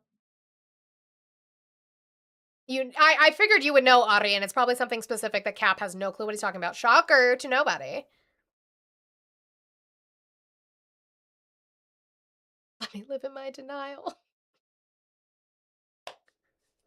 I'll play this till you have a chance to come up when you have time. It's fine. Don't worry. Of course they do. Some banks have that, but not many. Right. So it's an option through your bank, not anything Trump did. For me. And I think a lot of the folks who are running, regardless of where they are on the Democratic spectrum, have rejected those ideas. And so I think when you look at the Democratic Party right now, you're looking at a party that, again, is incredibly united when it comes to... Right, that's what I would think, Steph. That's what I would think it is. You're basically telling the bank, if they give you the option, you're telling the bank, hey, just reject my transactions that I don't have the money for, versus charging me an overdraft fee or having overdraft protection. That would be the only thing I can think of, is that you're just telling the bank, hey, don't pull it if I can't pull it. Yeah, that's all. It's not, quote, on your phone. It's what in your you app. do when you sign up. Yeah, it's in your app. It's what you do when you sign up for banking. And this is, this is why financial literacy is something that actually needs to be taught in school. I don't know about y'all, but I was never fucking taught financial literacy. I think I learned that. Hold on, let me back up. I had a really nice teacher in 8th grade that literally made us learn how to balance checkbooks. I had that too. Yep. In 8th grade. Yeah. So hold on. Colorado for the win. Fuck you and all your red states. Not understand. Like, you guys want to say blue state education? Yeah, I learned financial literacy. Yeah, so I guess, but I don't know where the rest of y'all went wrong. Honest to God, I don't. And this was in literally the reddest, one of the reddest parts of Colorado that I was in. Very small town. It was a K through 8th grade school. So state curriculum. For the win. State curriculum. Yeah, state curriculum for the win. It's just like, Oh my God. Yeah. So yes, you can. Some banks, not all banks, actually allow you to do it. That's the kicker. Then you have banks like PNC Bank, and I will rag on their asses all fucking day, because what the Biden era policy actually did was stop the fact that PNC, if you allow it to overdraft your account, they will charge you, I believe it was $36 for their overdraft fee. Then they would charge you an additional $7 a day for every single day that your account stayed in the negative. Wild. If you guys, I'm not really a big cancel culture person, but when I learned that policy and the way that it fucks people over so hard, if you have it's 35, if you guys have PNC Bank, cancel, move banks. Cap, you're saying I was right about the bank feature. For your bank, that has nothing to do with Trump. Trump took the protections of overdraft away. That was my point, Cap. You were right about your bank app, not all banks. Okay? Cool. Glad we got that clear. Yeah, and why is it a good y'all don't understand. Like, the federal government is there to protect the people, not to protect corporations. Why does a bank need to have the ability to charge you over $35 for an overdraft fee? Okay, you're already hard on your luck. Right. When you overdraft, most banks, I can't say all, most banks already stop any other future transactions after the first overdraft. Most banks, again, not all. And what they get you on is that if they approve more, up to, let's just say, letting your account go negative $200, they hit you with that overdraft fee for every transaction that was paid by them. Right. And then again, it hurts you further. It is literally designed for the banks to make money. That's part of how they make it, because they pay out interest, right, to the people that keep money in their bank. Is they make up some of what they do how they make business is through overdraft fees, through late fees, through all of the fees that they process and put on you. That is straight profit to the banking system. $999? That's crazy. Holy fucking... No. This is also why savings accounts are important. Cap needs help. That I can't offer. So sorry. I don't... Makes it sound like it's... Listen, there was something else I was going to say about it. What was I going to say? Oh, yeah. Guys, little known fact, and let me play this. You might already know this answer, Moni, because you might have heard me say it. Moni, do you know how much electronic currency is? How much electronic currency there is in the United States of America? Like, how much all of us have in our bank accounts electronically? No. I don't, actually. 100, I believe, sorry, I might be off on this a little bit, but I believe last time I remember, it's $195 trillion in the United States. Do you know how much of that is physical currency? Oh, God. I wouldn't even know, but not the equivalent. $2.9 trillion. That sounds about right. Yep. Yeah.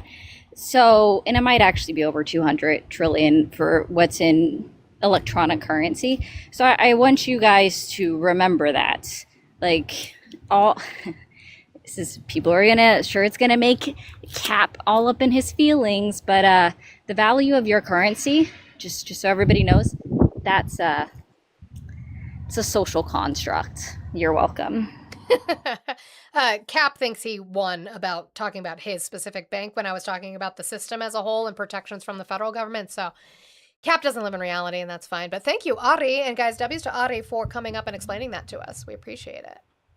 I bet Cap doesn't know why the FDIC was created and why there is FDIC insurance. He doesn't know what FDIC stands for. Probably not. And let's not forget that they're trying to get rid of the FDIC insurance from the federal government. So, yeah, boy. Okay, you can drop me back down. Bye. I'll try and do it this way, see if it does it better, because I know it's had issues with me trying to disconnect people. No, not really.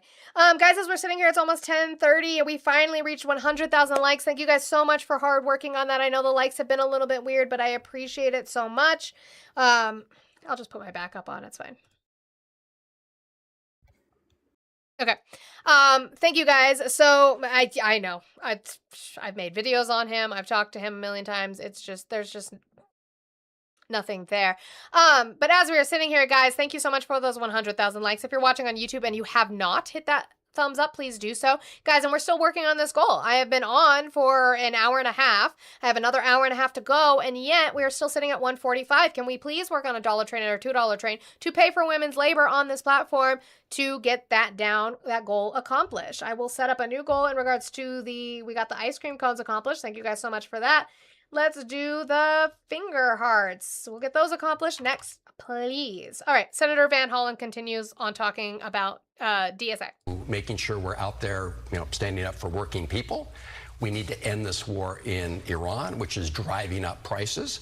And the reason that Senator Scott didn't want to talk about this election and the issues and didn't want to talk about Trump's record is because you have a rubber stamp Republican Senate and rubber stamp Republican candidates who simply want to do Donald Trump's bidding.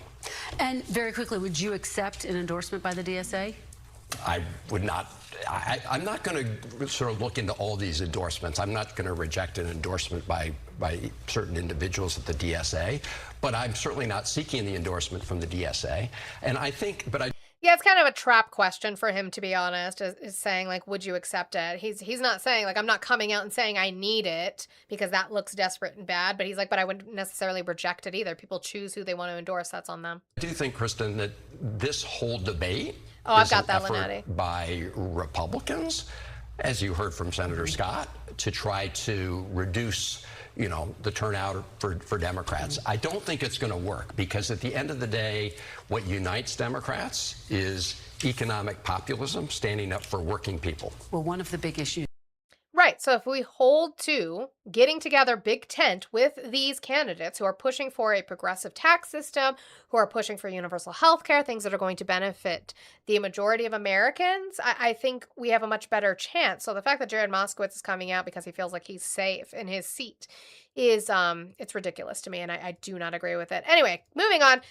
Greg Abbott promised a lot of things because Greg Abbott promised all the things that Trump promised, and he was hoping Trump would get those things done, and he didn't. So he's getting called out on those things, specifically in regards to gas. So you said recently that the price of gas in Texas would be below $2 by the end of the summer. Are voters going to punish you and other Republicans if it's not? Because right now, it averages $3.60 a gallon here in Texas, and we're halfway through August, more than halfway through. So when voters go vote in November, they will vote on contrast and make a choice about do they want the Republican or the Democrat candidate. The Blue Baron, Trump's first term economy was good, so that's a lie. It was good until when? When did Trump's economy stop being good in the first term? And the answer to that's far more complex than just one price point. But you said it was going to be below $2. I get that, but also I say that I want safe communities, whereas our opponents, they vote to defund the police. Oh, so you're going to go back to fear-mongering instead of talking about the gas prices you said were going to be $2. Okay, cool. I say that I want to cut taxes where our opponents, they'll jack up costs far more than the price of gas. Our opponents, they voted for a state income tax. They voted for a death tax. They voted to increase property taxes. Yes, because we need revenue in our system for it to run, dummy. Our economy does not function without tax revenue. You need tax revenue. If you keep giving tax cuts and trying to pull it from programs that do not make up for that deficit, we end up with $40 trillion in fucking debt. We're spending. We're spending the same way we have always been spending, if not more spending, but we're not taking in tax revenue. When voters realize that, when these Democrats want to increase property taxes, they're not they will mind vote if gas hostily. is still over $3 a gallon. Let me tell you what, the cost of what Texans are paying because of property taxes is outrageously high, and it's the Democrats who voted to increase those property taxes even more. So to pay for schools, to pay for roads, to pay for things that you need, your shit-ass energy grid, Greg Abbott? How many people have been harmed or died because of your shitty energy grid? But yeah, sure, totally fine, whatever. When Biden took over, unfortunately, it was good the entire time. The economy in Trump's first term was good the entire time. The Blue Baron. Trump's entire first term was good until Biden took over? Are you okay? Do you want to read some articles from September of 2019 after he started his trade war with China or no? After he started his trade war with Canada or no? You should probably do that. Look up economists predict recession September 2019. Look it up. You'll find articles. AP, Reuters. Go ahead, look it up. Here is Tim Scott. He was on with Kristen Welker. I put this section specifically in elections in regards to being asked about Ken Paxton. Doesn't have good answers. James Tallarico, as you just said, facing off against Ken Paxton. Paxton has faced allegations of bribery. But do they do that, Blue Baron? You can keep saying that. Less tax helps bigger companies expand, makes more jobs, more opportunity, more money. But they don't do that. They don't do it, though. They just take bigger bonuses. Fraud, abuse of power. He was not a guy believing in trickle down is wild. They trickling down all over your face, honey. Was impeached by his own party. You endorsed Senator John Cornyn in the primary against Paxton. So why do you now believe Ken Paxton has the character yes, they do prove it to serve in the U.S. Senate? Well, I can tell you this. What we know with great clarity is that James Tallarico does not have the character to serve in the United States Senate.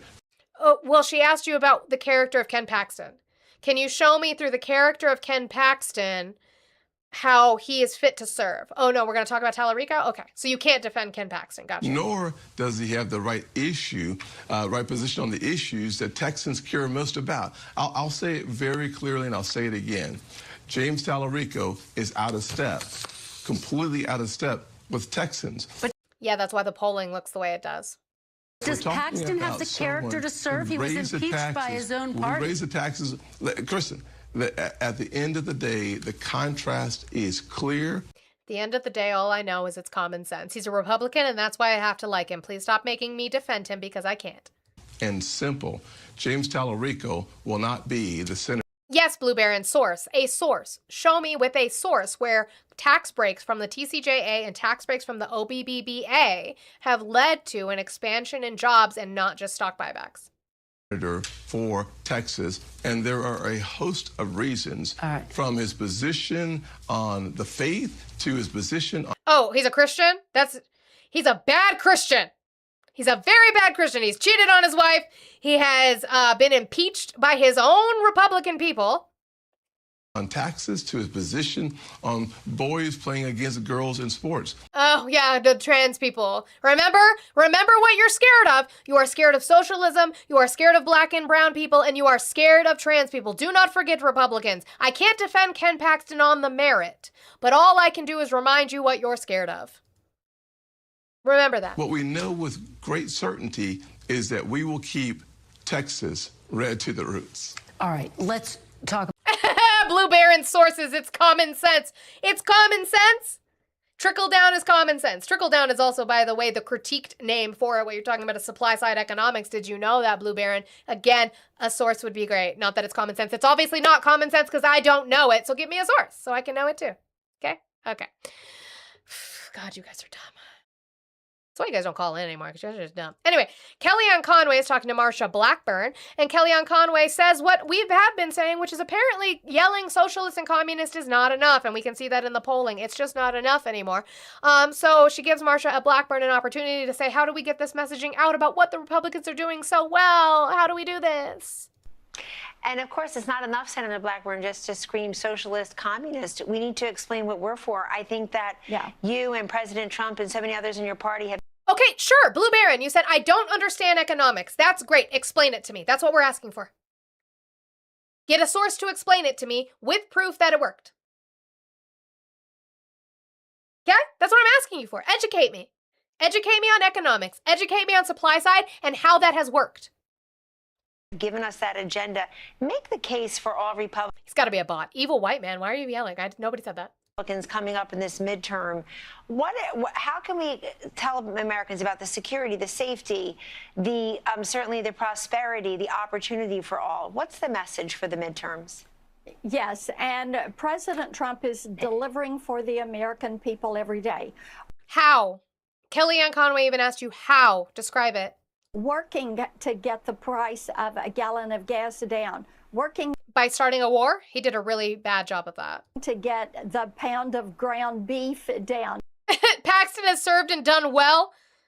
Paxton was impeached by his own party for corruption. Working to make certain that inflation is reduced. And whether you're talking about... Josue, I know you're being homophobic now. You said you don't see us asking to be accepted. You don't see us forcing it. I haven't talked about it all day, have I? Who brought it up? Who was the first person of the clips that I've shown to bring it up? Tim Scott, a Republican. We don't talk about it. Y'all talk about it more than anybody in the world. Federal policies are a lot of the work we're focused on with the states. And I was talking to my friend John James today, who is our candidate for governor in Michigan. Kellyanne, President Trump is going to make the states great again because he is sending power and authority back to the states. Healthcare, education, things we have. Where's the healthcare? Where's the education? He literally is dismantling the Department of Education and sending it and stripping it and gutting it. Like a person who buys a corporation and then breaks it up. Where's the healthcare plan? Conservatives have said it has no place in Washington. If you don't understand how companies expand when they are taxed less, there's no helping you. I understand the theory, Blue Baron. I understand the economic theory behind supply-side economics. I do understand that. I want proof that it has been working because we have been living in supply-side economics of tax less and they will expand their businesses and pay their employees more for, I can't even count the years, since the 80s. I understand the economic theory. I want to see where it's fucking worked because we've been here since Reagan and it doesn't work. That's what I'm asking you for, Blue Baron. If you can't give me that evidence, I can't help you. Uno reverse, bitch. He is delivering on that agenda. We should be grateful. Is it taking a while to get this turned around from what they did under Biden with COVID? Oh. What about Biden? I forgot. They have to throw that one in there. So, scared of black and brown people, scared of the LGBTQIA, scared of socialists and communists, and also Biden! With running up the cost of government? Yes, it is. But you can bear in mind that passing that big, beautiful bill, we were able to prevent a Now you're switching to communism. Blue Baron, again, I would like to see source and proof of how trickle down has worked. Since Reagan implemented it, how has that worked? Prove that it works. Not the theory. The theory exists. Congratulations. There's never been a communist country, by the way. This is Marsha Blackburn in Tennessee. $4 trillion tax hike that the Democrats had planned and deliver the largest tax cut for the American people. Not ever. helping. No tax on Social Security for seniors or... Not true. That's not true. We still tax Social Security. Not true. That's a lie. Tips or overtime. Those are good things. And those will end in 28. We'll see if they ever fucking extend them. That is my prediction, is that they won't extend them. Yeah, with her home ec degree. Yeah, they're playing her out. It's more money in your pocket. There has never been, Blue Baron, there has never been a 100% communist country. No, because it had a government. It had a state, so no. That is what the American people and all Tennesseans want to see. How would you know? You don't talk to Tennesseans. How would you know what Tennesseans want to see? You literally refuse to talk to them. We've played videos where you refuse to talk to them, but sure. Anyway, as we continue on, no, I'll leave those for another time. I don't want to. We're going to move to, I will play Stephen Miller's though. That one I just want to put somewhere else. It's just not good in the election section. I'll put it somewhere else. Stephen Miller gets asked about DSA's platform on things like Medicare for All. And so Stephen Miller, the anal polyp, I apologize for the jump scare, 3, 2, 1, goes off on that, just about the fact that DSA is doing things the Americans want to see, and he cries about that. I need to fax her again. Yeah. Hi, Mia. Hi. So I just want to point out, because of Reagan, we did end up with more billionaires, but that also created the bigger gap between the upper class and the working class. Therefore, it basically shows that the rich got richer and the working class and, well, people that were impoverished did not benefit.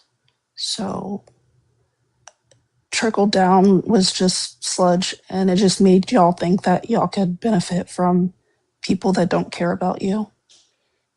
Because one day they're gonna be JP Morgan and Chase. One day they are gonna be Jeff Bezos. One day they are gonna be Elon Musk.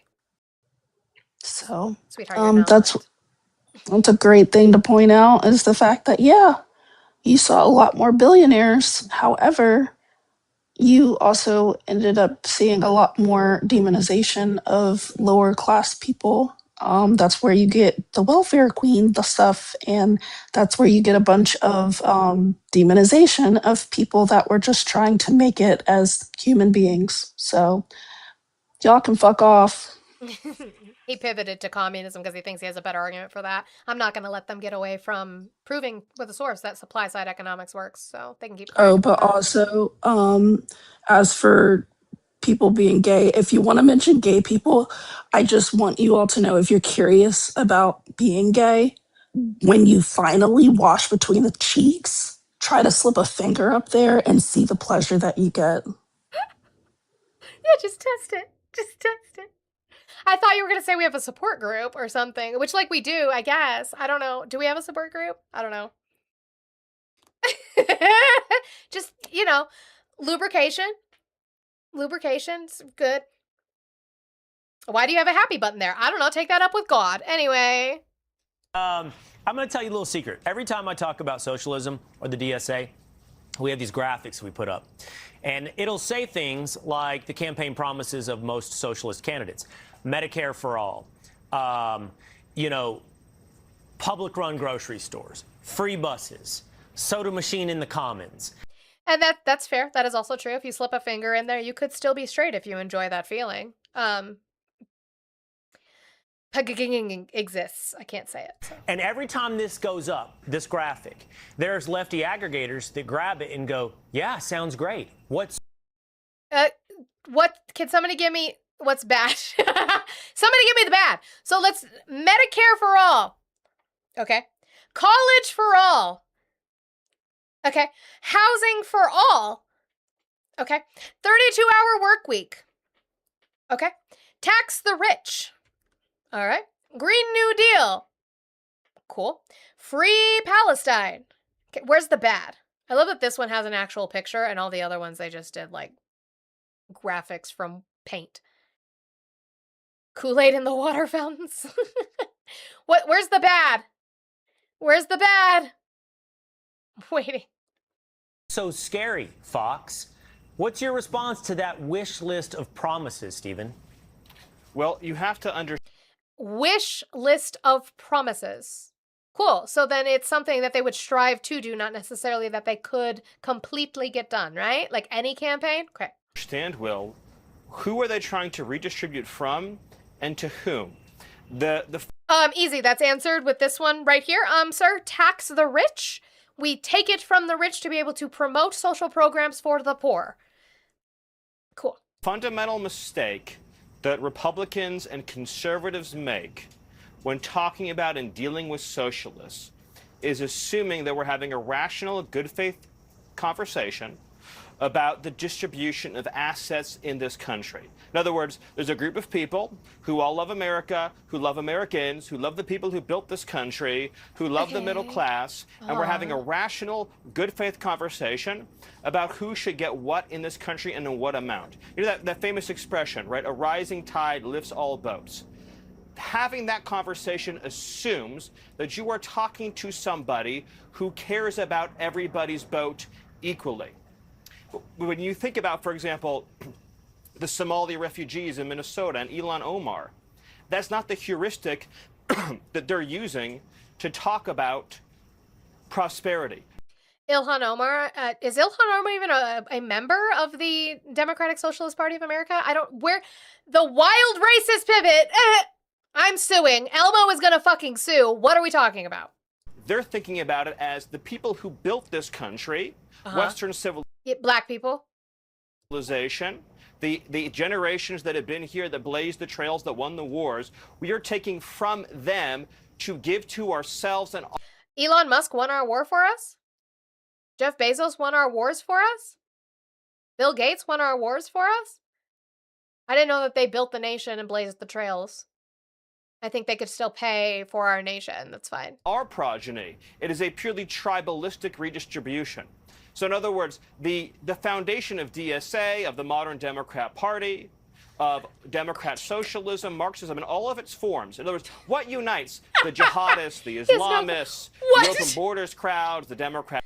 Islamists are not jihadists. That's not the same thing. That's just racism. That's just Islamophobia. Also, not all communists are Marxists. Also, democratic socialists are not communists. Wow. Fear, fear, fear, fear, fear. Buzzwords, buzzwords, buzzwords. Republicans, pay attention. I said jihadists, so now everything that I say should scare the fuck out of you. Socialists, the radical leftists, what unites them all is saying that you American. Words mean things. I said jihadists, so now I connected that to DSA, so Republicans aren't going to hear anymore, and they're just going to go, oh no! You I who know, built Monster, this they country. don't know. You who sweat and toil and sacrifice created this country. You who Big, sublimated scary your own words and desires stuff. so that your children and their children could have something better. You don't deserve to have security anymore. Nope, nobody said that. We just said you don't deserve $1 trillion while children starve. That's what we said. You should not be able to send a rocket to space with you in it while children starve. Physical safety, economic safety, these jobs, this country, this education system, it doesn't belong to you. So when you think It doesn't, because the Constitution talks about promoting the general welfare. It belongs to the people. For the people, by the people. So it doesn't belong to you. No. For example, public schools. Yeah. Half of kids in New York public schools can't speak English properly. Why? Because 40% of New York City public or New York State school students are either migrants or the children of migrants. I would like to see an actual source on that claim. I did not look it up, but what I would say to that is that's why we fund ESL classes, which your administration wanted to pull the funding from. That's why we fund ESL. Dummy. You're not even from here! They're redistributing education from the tax-paying base to newcomers. It's driven not They pay taxes when they live there. by a belief in Karl Marx, a hatred of the West and the people who created it. That's the key point. Karl Marx was in the West. He was German. He was in the West. That's not how that works, but it's just racism. Actually, leading to that, I am going to play the other video that I didn't want to play just because Stephen Miller brought in the racism, so we'll combat it. Hi, babe. The whole built Western civilization thing. I was watching a Nat Geo the other day on supremacy, but yes. on Baghdad, the center of Baghdad. Stop looking at me, swans! God damn you, Sparky. Let it say. Just say it. The center of Baghdad used to be the world's biggest library, and that's where Europe created their medical textbooks from. And then the library was destroyed. They threw all the books in the river, so the river ran black with the ink from the books. And it set civilization back 1,000 years. So you want to talk about who created Western civilization, motherfucker? It was the Muslims. Arabic numerals, everybody. Arabic numerals. I got to it first, Audie. Damn you, Sparky. I don't know if I kept that one. I had it in my sounds, but I don't know if I put it. I thought I did. I thought I saved it somewhere, but I can't remember now. Oh, I did. This one. Fuck you, Sparky. So I am going to put this. So this is a Michigan Catholic deacon in Dearborn standing up for the people who live in Dearborn against y'all's racism. So, real quick, actually, before I do that, so I don't forget. W's to Jumar for the $2 train. Choo-choo. Said the only thing that trickles down is the nut after MAGA finishes whenever Trump speaks. That's true. That's your W's to Jumar for that. Absolutely love that. See, that's why people's Venmos get banned And you know that very well, Jumar. Guys, brings us down to 143. Our goal has just not moved. I don't know what's going on. Oh my God, I have crabs. Thank you so much, Justin, for giving me crabs. I don't know what's going on. I know it's Monday. I get it's a little bit tough, but can we $1 train, $2 train, try to knock that goal out? We are behind on that goal today. My name is Chris Sanders. I'm a proud Catholic Christian, and I'm troubled deeply by what I witnessed here tonight. To the men and women protesting in the name of Jesus, hurling hate at our Muslims, brothers and sisters, not in his name, and certainly not on my watch. I count many Muslims as my friends, my neighbors, my associates, and yes, my barber. Men and women of integrity, of family, and of faith. We may not be brothers in faith, but we are certainly and absolutely brothers and sisters in humanity. And freedom of religion is not a footnote to being an American. It is a cornerstone. The same for That's true. Your freedom of your religion to practice is a cornerstone of our nation. It is number 1 in the Bill of Rights. Number 1. First Amendment that protects my right to go to Mass protects your right to the mosque. It grieves me that in the name of Jesus, the Prince of Peace, is being used as a weapon to spread fear, intolerance, and hate. That is not the gospel. That is not the cross. And that certainly is not of Christ. So let me be clear. In the name of Jesus Christ, I rebuke this spirit of hatred and division. Scripture does not. So, by the way, just a pause, instead of Blue Baron giving me a source on how supply side / trickle-down economics has worked over the course of these last, 80 years? Instead of giving me that, what you gave me is, and what will companies do if they tax heavy? They'll move to another country. Prove that. Now you have 2 things to prove. Nice pivot. Nice pivot. Thank you, Ack, for the $5 super chat. You said, did you see Jake Lang get his ass kicked in Minnesota? Yes, I fucking did. Did. Play stupid games, win stupid prizes. Not leave us confused about this. We are called to rebuke evil, and tonight this is evil. Using the name of the Savior who died with outcasts to cast out our neighbors, good people. John 13:35 tells us exactly how Christians should be known. By this, all people will know that you are my disciples, if you have love for one another and your neighbor. 1 John 4:20 makes it even plainer. If anyone says, I love God and hates his brother, he is a liar. So no, you do not speak for me. You do not speak for my church, and you do not speak for Christ when you chant hate at people of God, no matter the faith. To my Muslim friends in this room and in this city, you are welcome here. You belong here. Your freedom to worship is my freedom to worship, and I will stand for it because my faith demands it. We can disagree, and we probably will, on theology, and still defend each other's dignity. That's not weakness. That's Christianity. That is American.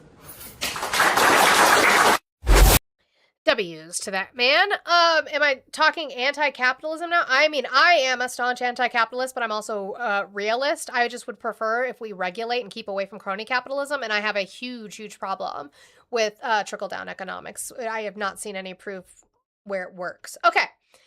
We're going to pivot to economy. This might take the rest of the time. We will see. But yeah, just like love people. I don't know if you read your book, but I love the Lord. Like just love people. That's what Jesus taught. I don't understand this. It's wild to me. So Trump came out with a truth. I was going to go over the catastrophe that was Canada. But we're going to get into this first and then kind of backtrack a little bit about what happened over the weekend. What do you want? Video of Christianity plays. Are we talking anti-capitalism now? Well, technically, yes. I guess, yeah. Also that. Because Jesus was a filthy commie. Anyway, Canada told the U.S. to fuck off. Donald Trump last week, and we covered this. Last week, Donald Trump said that we had a deal with Canada. We had a deal. It was done. And then he kind of backtracked off of that, which is a video I didn't get a chance to play, where he kind of said, well, we're in talks. And Mark Carney came out and said, we've made some progress, which sounded less compelling than even what Trump had said. Well, that shit fell apart over the weekend, and Mark Carney said no. We will get into Mark Carney's statements, but Mark Carney and Canada said this does not work for us. We are suspending our talks and our negotiations. So Donald Trump said we're going to go in a trade war with Canada once again. Canada has been ripping off the United States of America for years. Citation needed. The ridiculously high tariffs on our farmers and farm products has made life impossible for these great American patriots. Untrue. And has long created a $60 billion deficit between our two countries. He does not know what a deficit means and what the difference is.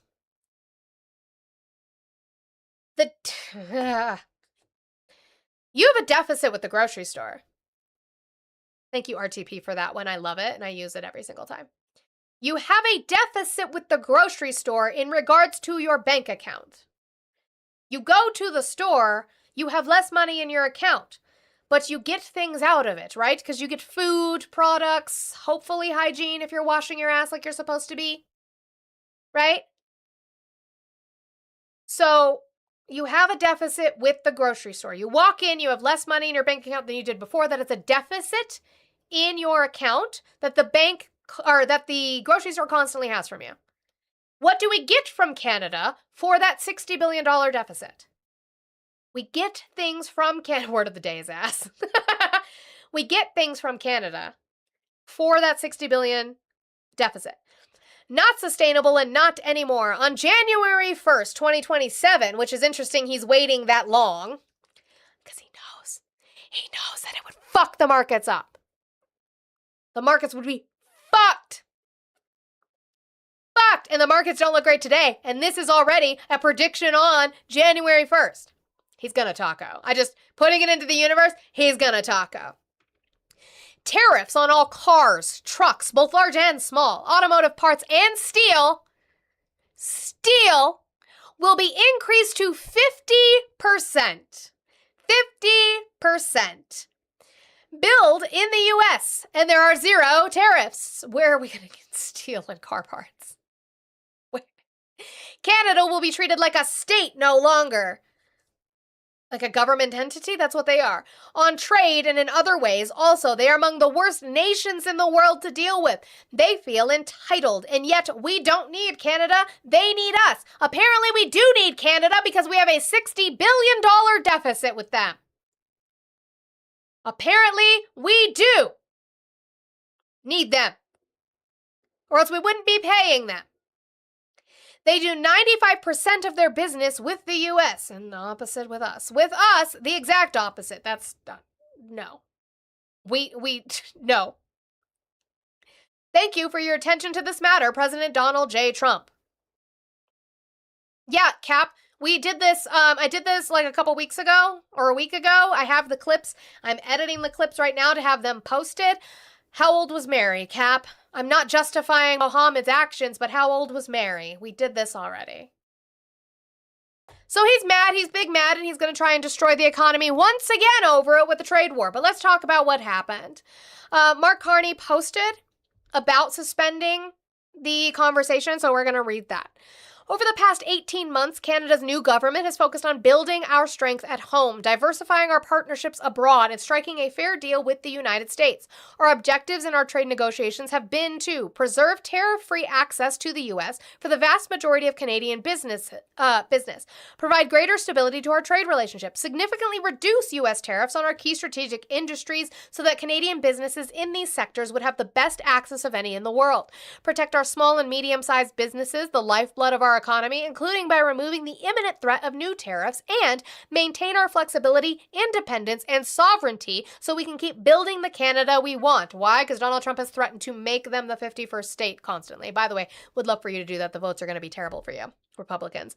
We have recognized from the beginning that America has changed and that we will not return to our old relationship. Our government understood before many that America is altering all its trade relationships, putting tariffs on its closest allies, and charging for access to its vast market. Yeah, exactly. We have worked in that context to strike a fair deal that would provide the best access to the U.S. market and greater certainty to Canadian businesses and workers. Throughout, our goal has been to secure the best deal for Canadians, never a deal at any price or any deadline.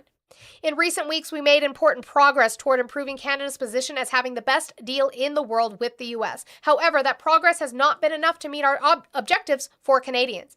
As a result, this evening I have decided to suspend trade negotiations with the U.S. and have directed Canada's negotiators to return to Ottawa. They have worked hard in good faith to defend the interest of Canadians throughout these negotiations up until the very last minute. However, last-minute changes in the U.S. proposed terms were unfair, uneconomic, and called into question the reliability of any deal. At midnight tonight, the U.S. intends to impose a 50% tariff on roughly $28 billion of Canadian goods. Canada will match those tariffs, dollar for dollar, to protect our workers and businesses. In the coming days, the government will introduce additional measures to support Canadian workers and businesses, building on the nearly $25 billion in support provided over the past 18 months. These actions complement Canada's core economic strategy. From day one, we've been focused on building our strength at home and diversifying our partnerships abroad. That strategy is working. We're advancing nearly $500 billion in major infrastructure projects. In parallel, we are unlocking new export markets for Canadian businesses. What he is talking about is they are starting to do trade deals with other countries that they never did before. Why? Because we were their priority. We were their biggest ally, their biggest trading partner. And because Donald Trump is a fucking toddler who knows nothing about how to run a country or run an economic situation in the United States, they're turning to other people. And they will not come back because they can't trust us anymore because you 77 million idiots don't know how to read or vote. Our existing free trade deals already provide Canada with preferential access to 1.5 billion consumers, and we are on track to double that market access by the end of the year. Canadian economic growth is accelerating, and we are on course to have the second fastest growth in the G7 over the next 2 years. Our economy is creating jobs at 4 times the rate of the United States. Our exports to non-U.S. markets are on track to double over the next decade. Foreign direct investment in Canada is at its highest level in 2 decades, running at twice the rate of our newest G7 competitor. Canada now ranks as the most attractive country in the world for infrastructure investment. Canada has what the world wants, and we will not allow any nation to determine our future. We will set our own course to keep building Canada strong for all. Mark Carney. Yeah, Canada's definitely going to go next too, for sure. That's definitely fucking going to happen. So there's that. Let's get into some of these statements from Mark Carney. Before we do that, let's hydrate. I can feel it. Mouth is dry, bitch. The mouth is dry. All right, let me check messages here real quick. Holy shit. Huge W's to Anonymous. They wanted no name. I appreciate you so much. W's to Anonymous for the $100. They said, now clean up the goal, chat. Huge W's to Anon for the $100. Thank you so much. Bringing us down to $43. They took a big burden off of that goal for you guys. Make sure you're thanking them. I am thanking them. Thank you so much. I appreciate you. Not me crying. I know, me. Me cry. Thank you. That means so much. Continuing on, let's talk about Mark Carney's statements after he pulled the negotiators home and told them to come home. This is a very short clip, and then we'll get into some other ones. Anon is pro-woman. True. W's. So last evening, I instructed our negotiators to return to Ottawa. We cannot accept what they've offered, and we will not give what they've asked. Now, what I do not have on here that I want to get, I can put it into my education section probably for this week, is in regards to Mark Carney is coming out and saying that there were requests by the United States government for them to focus less on their French in Quebec and to focus more on English in their schools, which is not a request you can make of a foreign government. That is ridiculous. That is ridiculous. Oh, Mia. Yeah. Jameson Greer pretty much said, well, no, we were talking about the schools. You still don't get to ask that of them. So I would like to put that in I'll get that tonight in my section so that I can go over it tomorrow. It's wild. Yeah, he definitely told Trump to do that. I don't know that I can say that, but he did tell Trump to do that. So another stipulation they said is that they were trying to keep Canada from doing trades with other markets, with other countries. And Canada's not going to accept that. You don't get to decide and isolate Canada to only trading with you. That's not going to work. You don't get to control these sovereign nations like this. It's not a thing. The U.S. introduced in the last hours, efforts to restrict our ability to have other trade deals.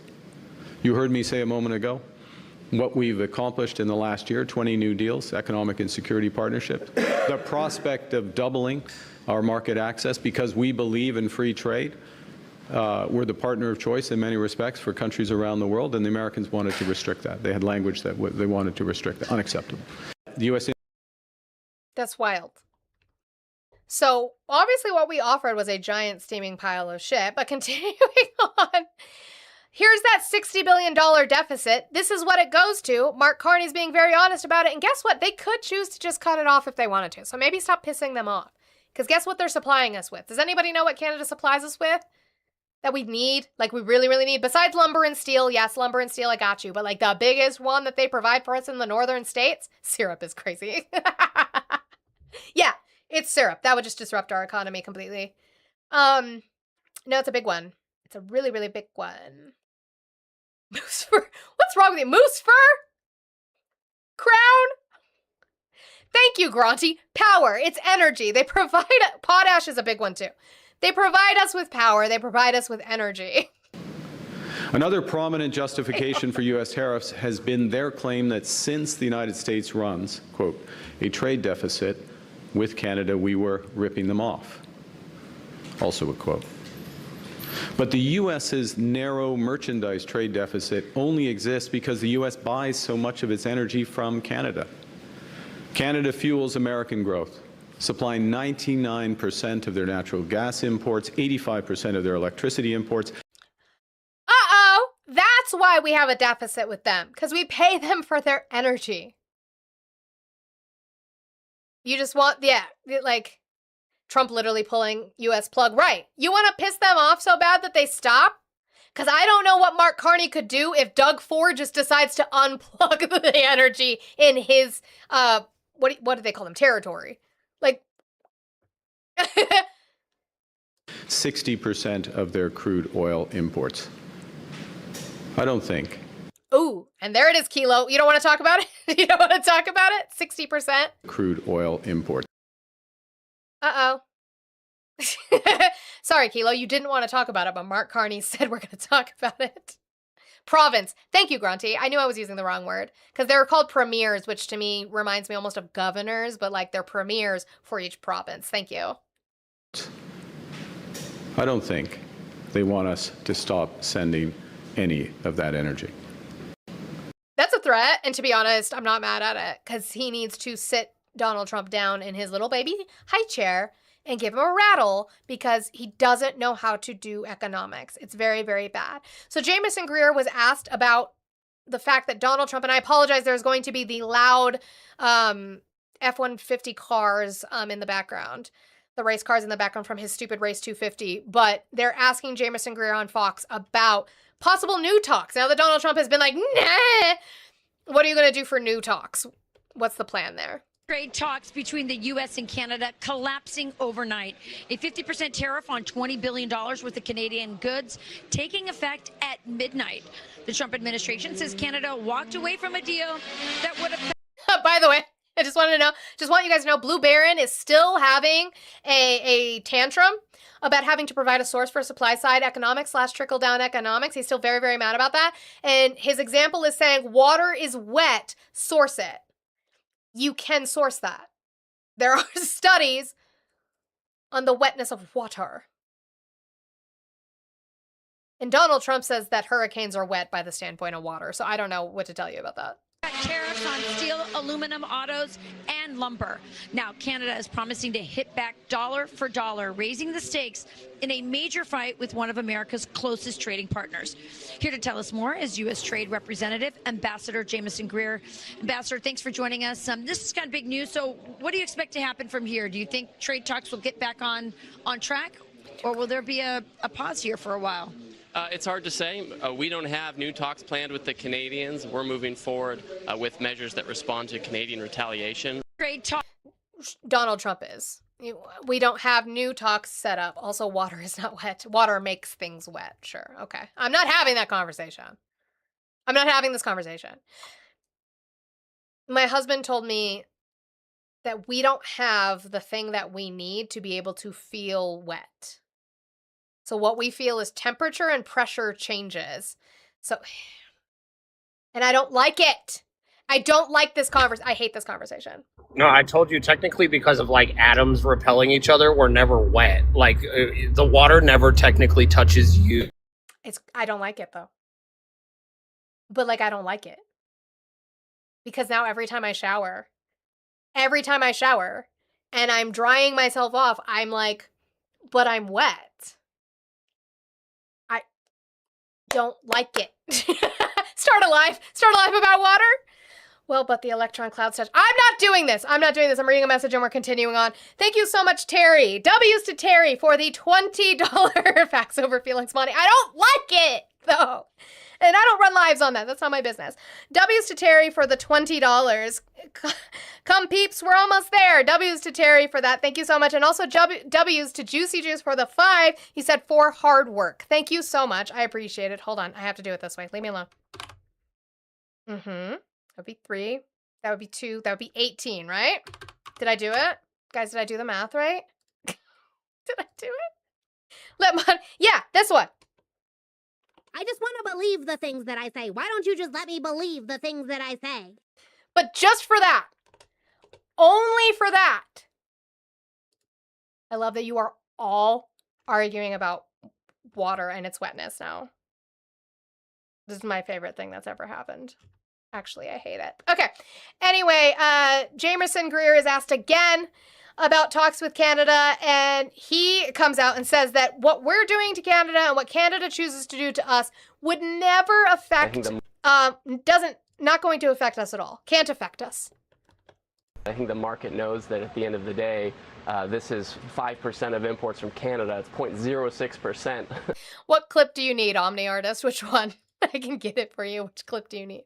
I think the market knows that at the end of the day, this is 5% of imports from Canada. It's 0.06% of our overall consumption in this economy. So there's no possible way it can really affect U.S. well-being, right? What? I think the market knows that at the end of the day, this is 5% of imports from Canada. It's 0.06% of our overall consumption in this economy. So. Sure, our consumption, but we're still getting a shit ton of our energy and oil from them. Our shit ton of our lumber and steel from them. What do you mean? What do you mean? The believe the things I say when I love that one.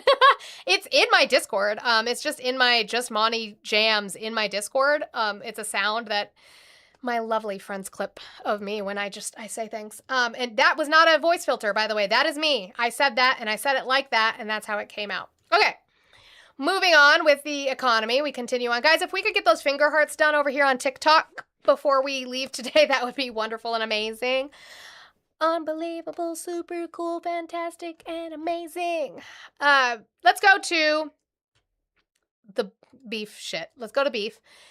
Fox is reporting about Donald Trump's campaign promise on lowering prices on day one and how he seems to not be following through on that in regards to beef. Thank you, Laura Lee. I appreciate you. Do you consent to a conversation on the law of relativity?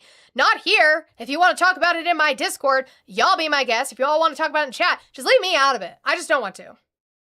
Yeah, illicit cattle and the cow cartel. Let's talk about it. I don't want to talk about it. I don't want to talk about the theory of relativity. All I know, listen, I'm not saying he's wrong. Let me be clear about what my husband said. I'm not saying my husband is incorrect about the fact that our atoms push against each other so we can't technically be wet. There's the cattle. I'm not saying he's wrong. So let's be clear, I'm not MAGA. I can agree with the science. I'm just saying I don't like it, and it makes me feel icky every time I wash my hands or shower. And I wash my hands a lot, and I shower a lot. I just want to be clear. Just makes me feel icky. It's just in my brain every time that my hands are underwater now. Anyway, beef. House, Darren, on the campaign illicit cattle from Mexico trail, President Trump promised to bring down grocery prices, but this move looks like he's acknowledging he hasn't succeeded, at least with beef. Hi, good afternoon, Liz. That's very Nothing actually. Are you kidding me? You probably came in late and missed the first part of my show. I went over the rounding up of wild horses. I'm fine with eating them. We don't have the infrastructure to do so, so they're not going to do that. This is beef coming from Argentina, and we're going to talk about that. But I don't have any issue with that. Sorry. Very true. And the Trump administration has been working for months, as you mentioned, to try to bring down the cost of beef at the grocery store for everyday Americans, to try to help out at those barbecues. They've been working with everyone from ranchers to retailers. Then finally, as you mentioned, he put out that Truth Social post just this morning talking about what he's going to do. Mia, stop. As far as the tariffs and the cost of beef. For the next 90 days, the United States will allow up to 3. So we read this truth last week. I told you it's a price cap. I can't believe you guys are fine with a price cap because they tried to do this. I'll play the clip for you because that's W socialism. Kamala Harris suggested this. Congress put legislation to do this for gas and groceries, and you all said no.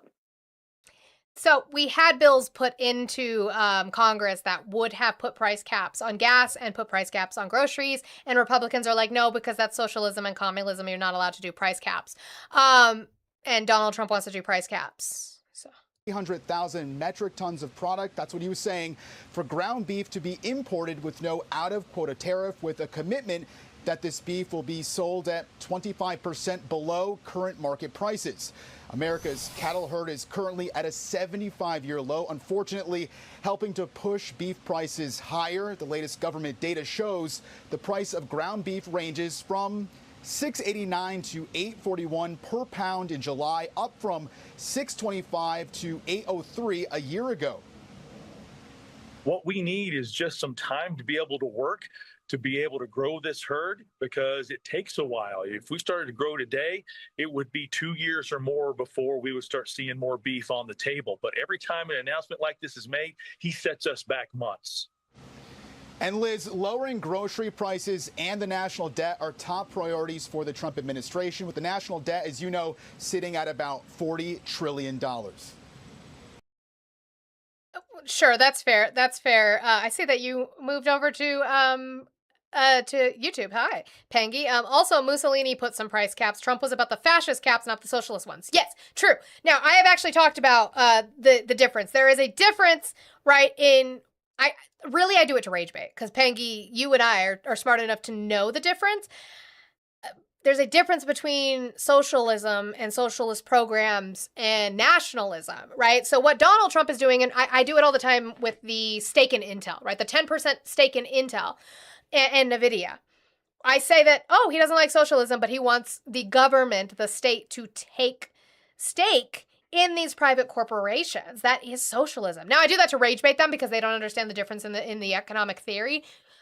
Whereas it would really be taking that 10% stake and giving it to the people, not the actual government itself, but maybe a committee or a board or whatever to give it to the people. What he is doing is he is nationalizing it. We saw Mussolini do this. We saw Hitler do this. He is nationalizing these corporations for his benefit, allegedly the government's benefit, but it doesn't seem to turn out too well. So yeah, absolutely. What he is doing it from a fascist nationalist stance and not an actual socialist one, but it really pisses them off because they don't understand the fucking correlation there. So there's that. So the National Cattlemen's Beef Association made a statement. They are the largest beef industry. What is it? The largest cattle industry group that we have in the United States. And this was their statement after that truth. Today, National Cattlemen's Beef Association Chief Executive Officer Colin Woodall, that was the guy we just saw speak, issued the following statement in response to President Trump's post regarding beef imports. NCBA is disappointed by the president's statement. While America's cattle producers share the goal of keeping groceries affordable for consumers, flooding the market with government-subsidized below-market beef is not the way to rebuild the American cattle herd.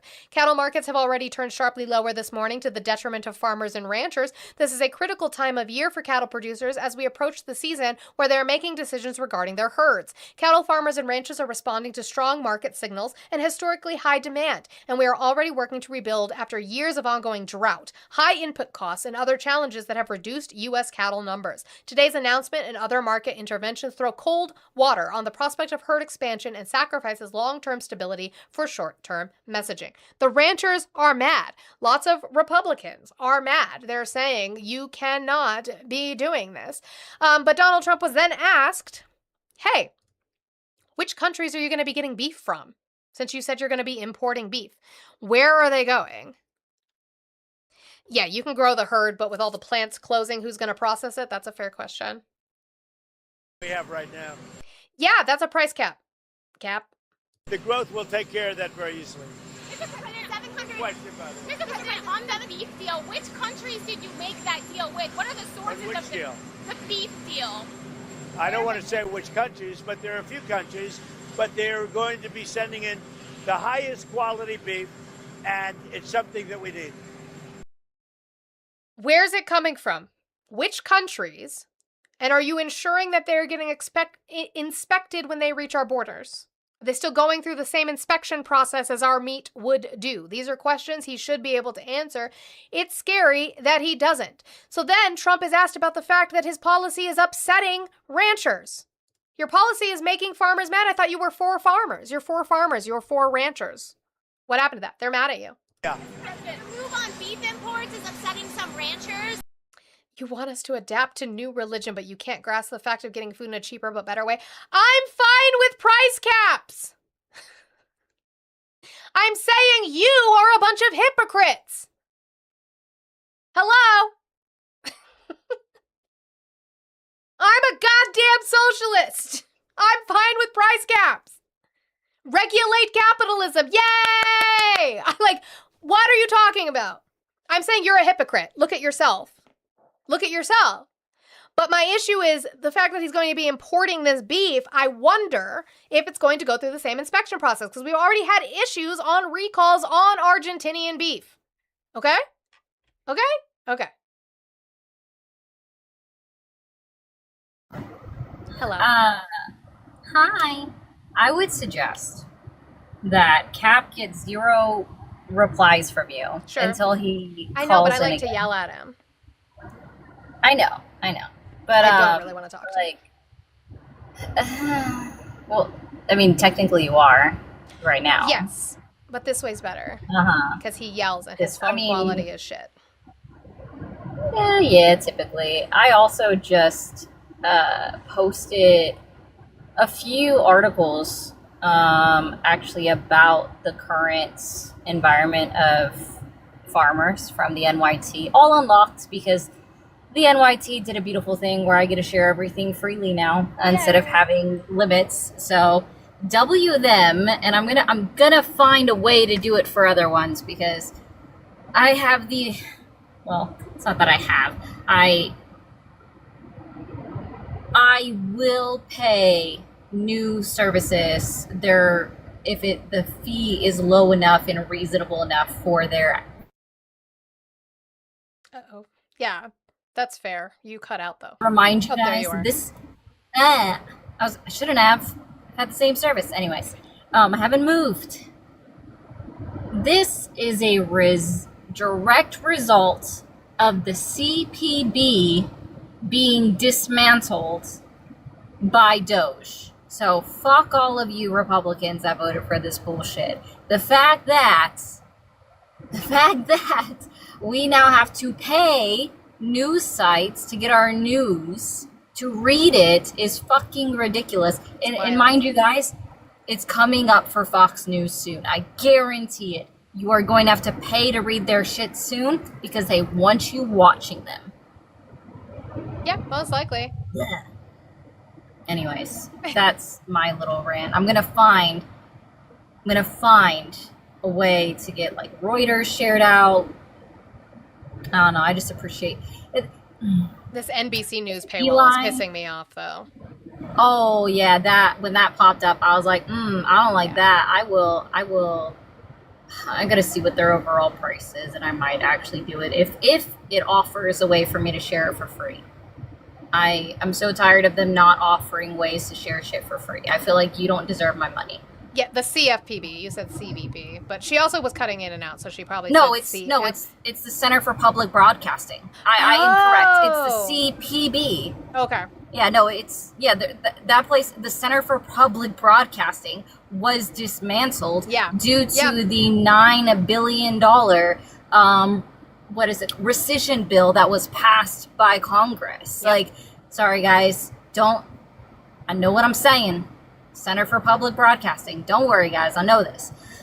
Because it did pay some money to the large news corporations, and they are having to make up for the loss of income, but predominantly it's hurting rural news networks like where NBC operates in as well. NBC operates in small towns, and they are missing out on that funding that used to keep them open. So now they are charging people that are just want to read the fucking news. Wild. Well, thank you, Ari. Yeah. You're welcome. Okay, bye. So what was this one again?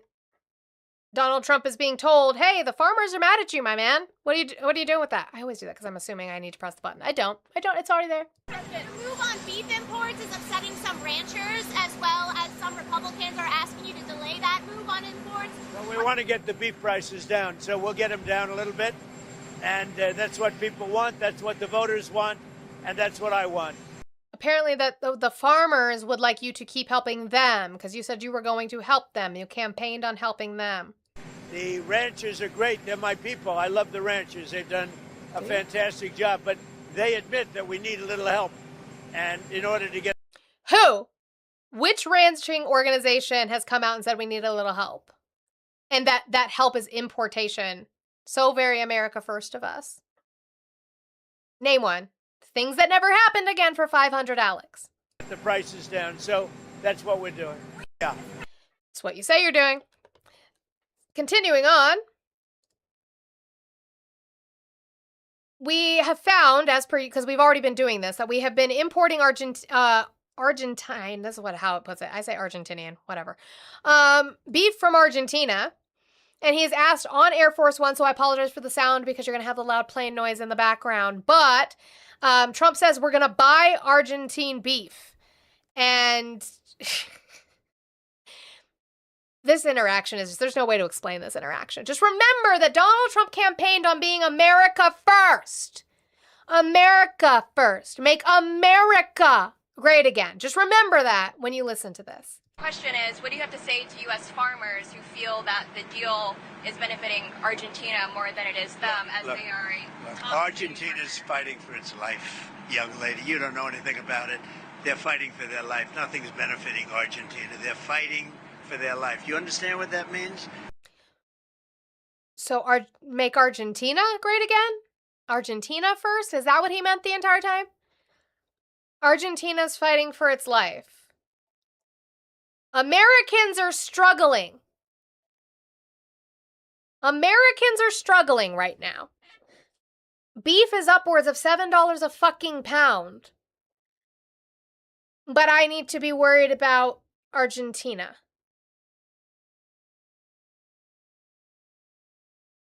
Yeah, he does keep saying it like it'll become an answer. Question is, what do you have to say to U.S. farmers who feel that the deal is benefiting Argentina more than it is them? Also that, yes, thank you, William. Argentina is fighting for their life. Why? An ultra-right fascist friend of Trump screwing over their people. So he now needs to help Argentinians. Because of their shitty, right-wing, fascist president. Look, Argentina's fighting for its life, young lady. You don't know anything about it. They're fighting for their life. Nothing's benefiting Argentina. They're fighting for their life. It would benefit their economy to export beef here. Life. You understand what that means? They have no money. They have no anything. They're fighting so hard to survive. If I can help them survive in a free world, I happen to like the president of Argentina. Oh, we know. He's trying to do the best he can, but don't make it sound like they're doing great. They are dying. All right? They're dying. They're dying, and so I'm going to buy their beef. America first, America first. USA, USA, Argentina, Argentina. 3 syllables, 3 syllables. Like, what are we doing? What are we doing? You guys picked a fucking clown. You picked a fucking clown. So then Jamieson Greer is asked about Republicans coming out and being against this beef importation. Also, here's, Ambassador, here's a Truth Social post by President Trump. He says for the next 90 days, the United States will allow up to 300,000 metric tons of ground beef to be imported with no out-of-quota tariff. We have a commitment that this beef will be sold at 25% below current market prices. So you can see here in this infographic that we have here the ground beef and roast beef or beef roast prices and how they've increased. So a lot of people saying, look, you're just doing this because, you know, you're ahead of the midterms. You want to start to, you know, bring prices down. And not every Republican has been on board with this. Senator Tim Sheehy from Montana, who represents a lot of ranchers, says this will hurt his ranchers and his constituents. What's your response to Senator Sheehy on this? Well, first of Yeah, I know. It's not. It was the words I was saying weren't actually 3 syllables. It was just 3 claps. I know. all, Senator Sheehy's a stand-up guy, really part of the team. We know his constituency is ranchers, and so he's standing up. What I will say is, under President Biden, the price of beef. Oh, sorry. What about Biden? Sorry, I forget what the answer is.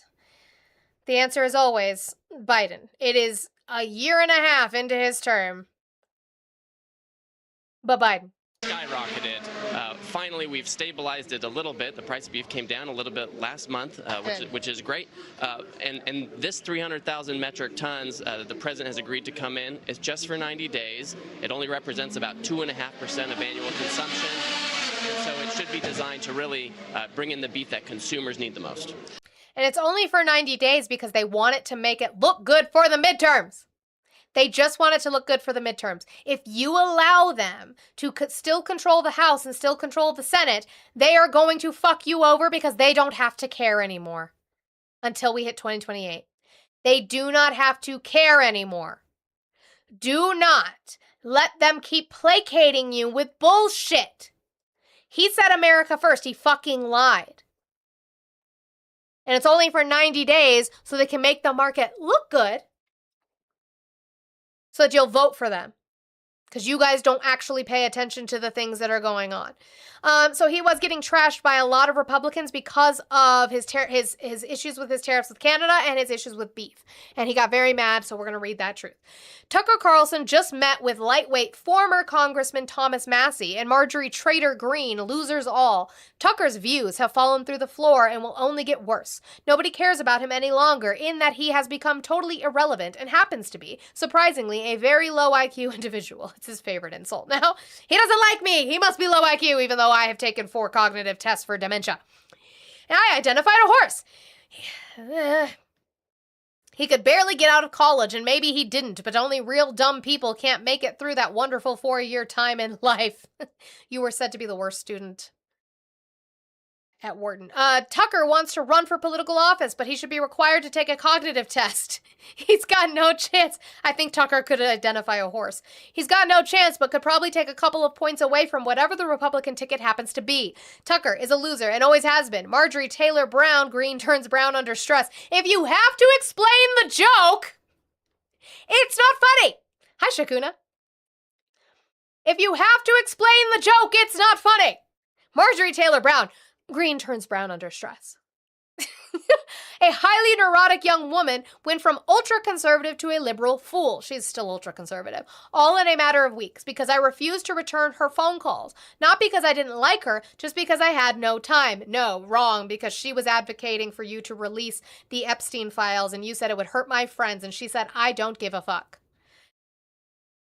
She was way down in the polls in Georgia because I took away my endorsement and would have had no chance at winning, so she, just like everyone else, quit. Thomas Massie has turned out to be a failed politician and a real jerk. He thought it was really wonderful to vote no on everything, no matter how good, strong, or proper the legislation would be. That's not true. Thomas Massie has voted with Donald Trump like 99% of the time.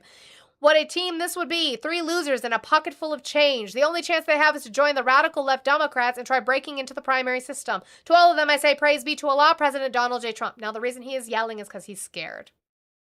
So, Tucker Carlson, Marjorie Taylor Greene, and Thomas Massie have talked about creating another party. As if Marjorie Taylor Greene didn't already do this. Marjorie Taylor Greene was part of the Tea Party that became MAGA. They did this already. Yeah, I don't know the praise be to. I don't know. I think he's calling them jihadists. I don't know. It's like the 3rd or 4th time he's said praise be to Allah. I don't know. I don't know. It's such a normal, everyday presidential post. I don't like our new normal. This is bad. I'm not going to sane wash this. Absolutely not. But the reason he is yelling is because although Marjorie Taylor Greene has already done this with the Tea Party becoming MAGA, they want to do it again. So they would like to create a third party to come out and be conservative, an ultra-right conservative, but against Trump and Trump's goons and his cronies.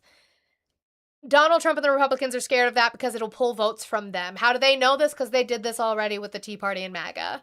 You pull votes from Republicans. Do it. I don't know. Pull yourself apart. It means nothing to me. Just leaves room for progressives. Cool. Don't care. All right.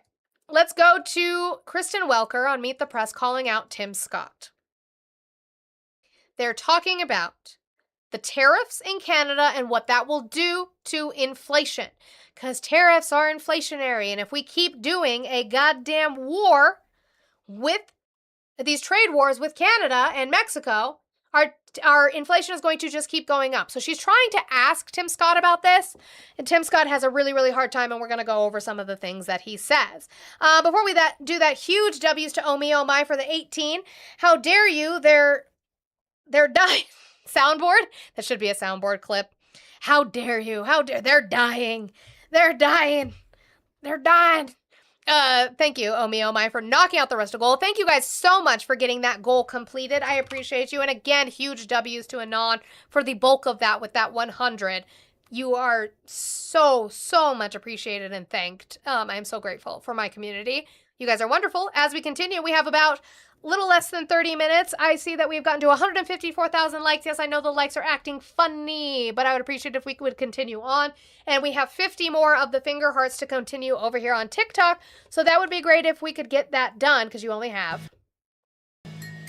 Do you know you have 30 minutes? Are you kidding me? 30, yes. All right, Kristen Welker and Tim Scott. Should you clip that? Yeah, probably for Trumpisms, sure. But I'm talking about costs, Senator. I'm talking about costs. And American families are also paying more in the wake of President Trump's taxes and tariffs. In fact, Senator Susan Collins of Maine said this: if the administration proceeds with these tariffs, they will increase costs for Maine families, as most businesses will have no choice but to pass on the tariffs to their customers through higher prices. Is she right, particularly given that we have seen that in the past, given the president's tariffs? Well, Kristen, you're talking about a really important issue of costs. Let's look. Yeah, so let's answer her question. Let's answer her question about cost in regards to Canadian tariffs. Back at the original sin of cost in America in the last 8 years. It goes to Joe Biden, who... What about Biden? They just can't help themselves. You should have... access to what? What do you mean? To TikTok recordings? Oh, like as a mod? I just don't let anybody do that, to be fair. I literally don't let anybody do it. I could look into it, though. There's a few of you that I trust with it. Yeah, he did. He did. He sure did. Hold on, let me get back to... About a really important issue of costs. Let's look back at the original sin of cost in America in the last 8 years. It goes to Joe Biden, who... What about Biden? The cost in America over the last 8 years is Joe Biden's fault. What was 8 years from 2026? We can say from 2026, from right now. From right now. What was 8 years ago?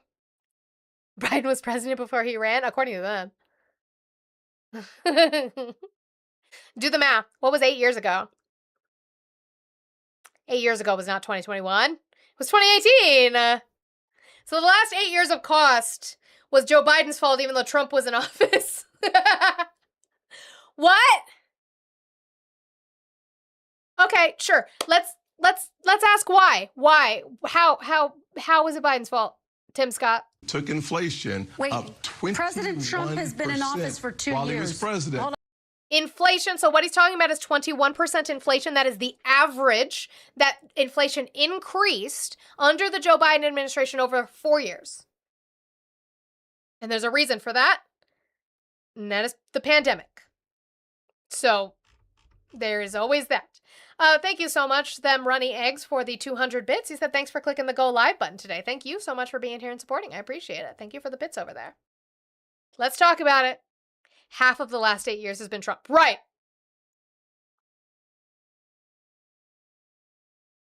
Senator, President Trump's been in office for 2 years.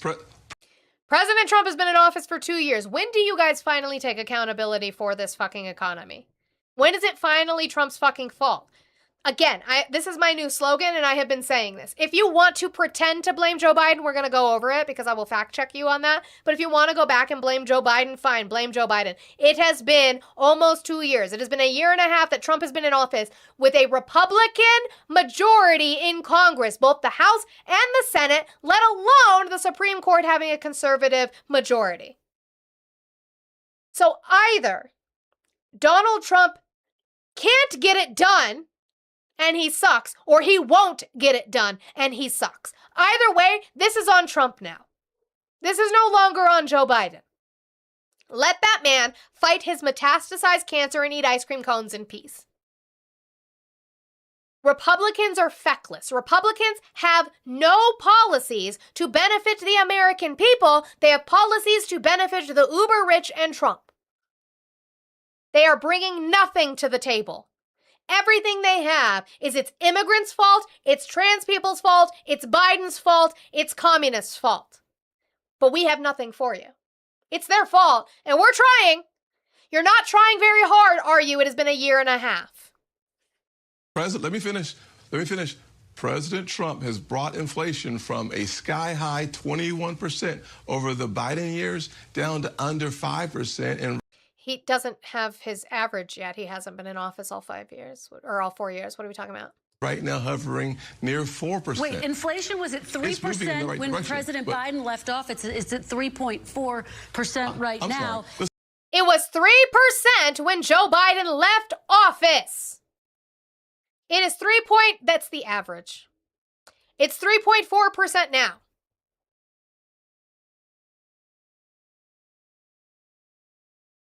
And the average household has paid $1,000 more in 2025 due to the tariffs, Senator. Let's not forget the truth. The truth tells a great story.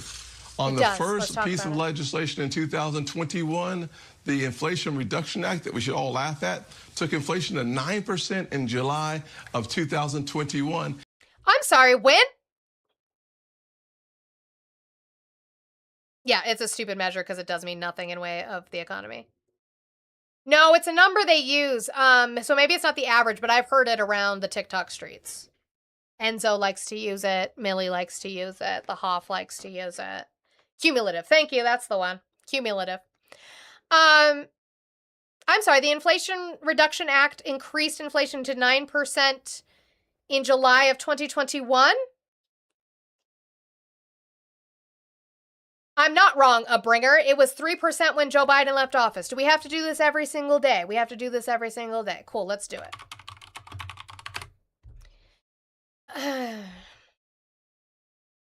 The inflation chart website good for you? They use the U.S. Bureau of Labor Statistics. Okay, cool, let's do it. Here's your 9.1%. That's definitely June of 2022 and not July of 2021. Oh, I know, New Sound. We're going to go over it. And January of 2025, when Joe Biden left office, it was 3.0. It is now 3.4. You okay?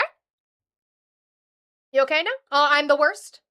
What are you doing with those numbers? Can you actually address the numbers I gave you or no? Or are you just going to cry? You gonna cry about me personally and do attacks on me personally, or are you gonna address the fact that it was 3.0 when Joe Biden left? Okay. Anyway, let's talk about his claim again. I'll let him say it about the Inflation Reduction Act. Tells a great story. On the first piece of legislation in 2021, the Inflation Reduction Act that we should all laugh at took inflation to 9% in July of 2021. Now, we know that that's a lie because we just looked at it and it wasn't 9% until June of 2022. Now, let's talk about the Inflation Reduction Act. Look, we can bring it up. Congress.gov exists. Wow, guys, I have to verify I'm human. Cool.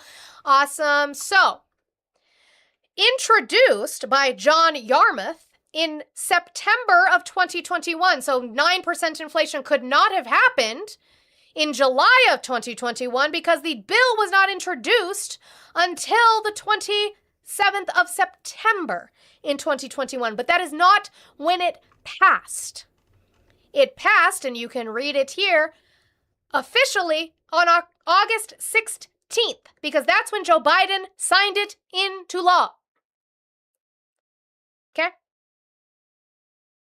Joe Biden signed the Inflation Reduction Act into law August 16th of 2022.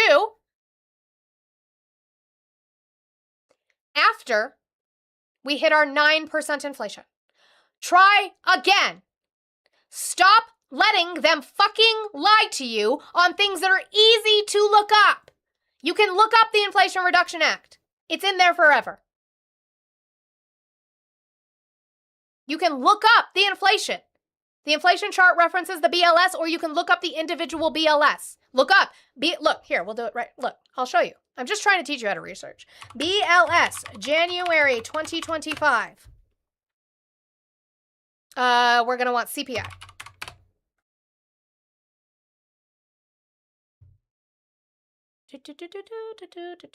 Do, 3.0. 3.0. In January of 2025.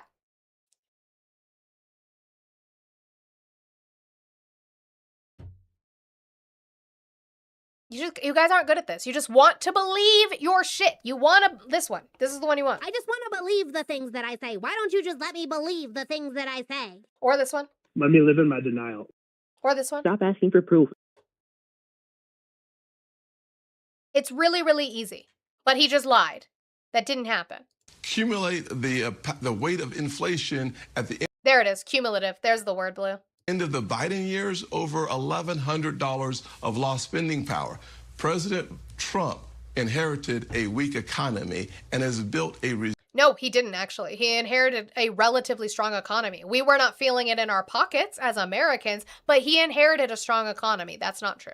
Resilient, strong economy with our wages going up and our costs flattening finally. No, inflation is outpacing wage growth. Our inflation is higher than our growth in wages. So no, not true. Every single Democrat in the Senate voted, this is really important, Kristen, voted to take money out of the pockets of senior citizens last year. Ooh. Voted to stop helping people working overtime by letting them keep... Oh, he's talking about the fact that they voted against the OBBA. They voted against the OBBBA. Excuse me, I missed a B. They voted against the OBBBA because of what it takes away from seniors and children and hardworking Americans in regards to their medical and SNAP benefits. Cool. More of their money, voted to take money, not out of the rich people, but out of the working class waitresses. But hold on.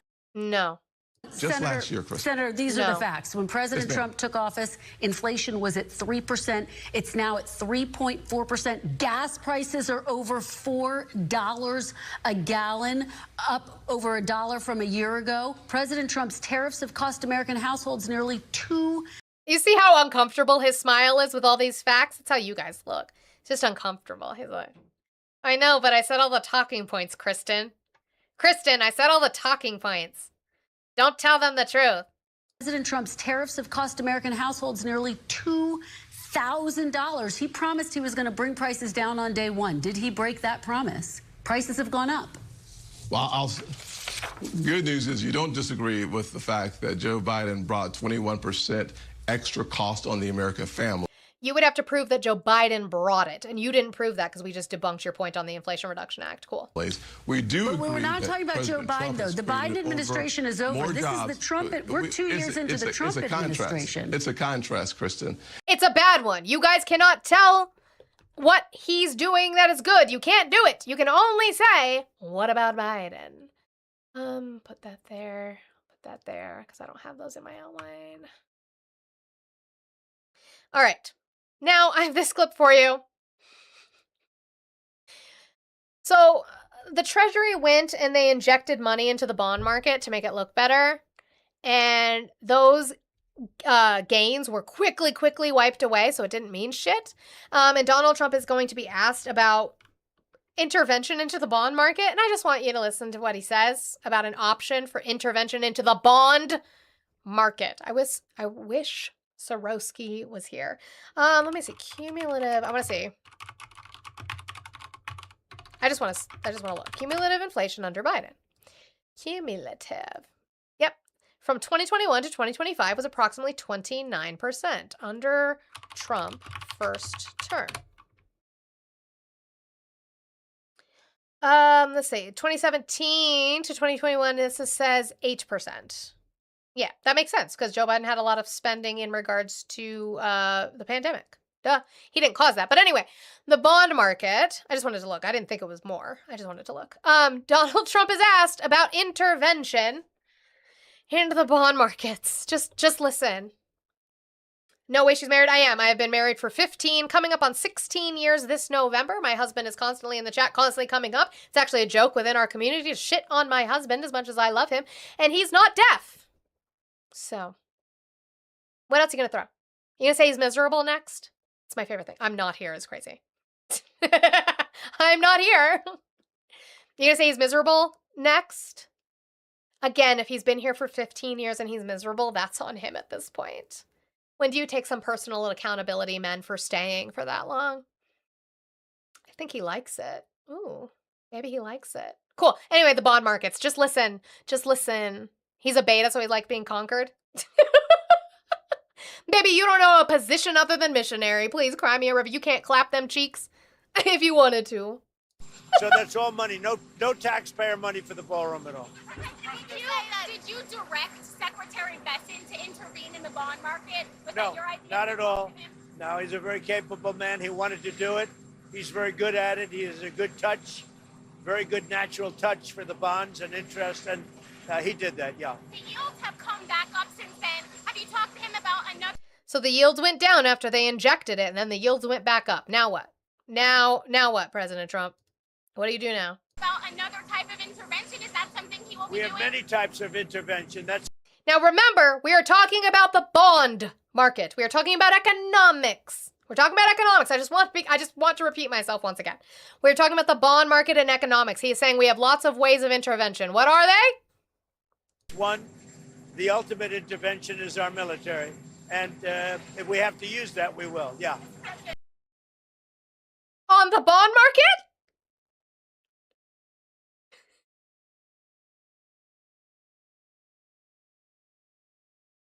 How do you use the military on the bond market? Is he gonna bomb the bond market?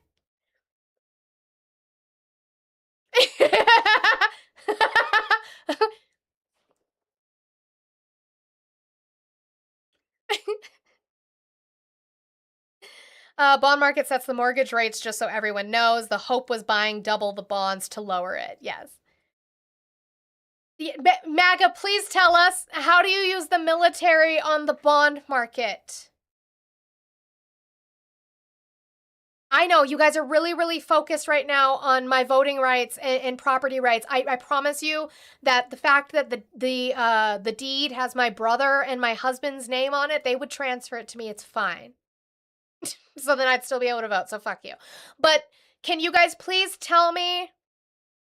Oh, he meant bomb market. It's a bomb factory. They're bombs. Where? Can you guys actually focus up? Hello? McFly. Lock in. He just said that he would use it on the bond market. No, not at all. No, he's a very capable man. He wanted to do it. He's very good at it. He has a good touch, very good natural touch for the bonds and interest. Please don't touch the bonds without their consent. Please don't do that. And he did that, yeah. The yields have come back up since then. Have you talked to him about another type of intervention? Is that something he will be We doing? have many types of intervention. That's one. The ultimate intervention is our military. And if we have to use that, we will, yeah. You took it out of context. He was talking about James Bond. He could use bombs. You're right. That's what I did. My fault. The bond market fell for hours only before they went back up. What a touch. Yeah. He's a very old man, Senator. Very...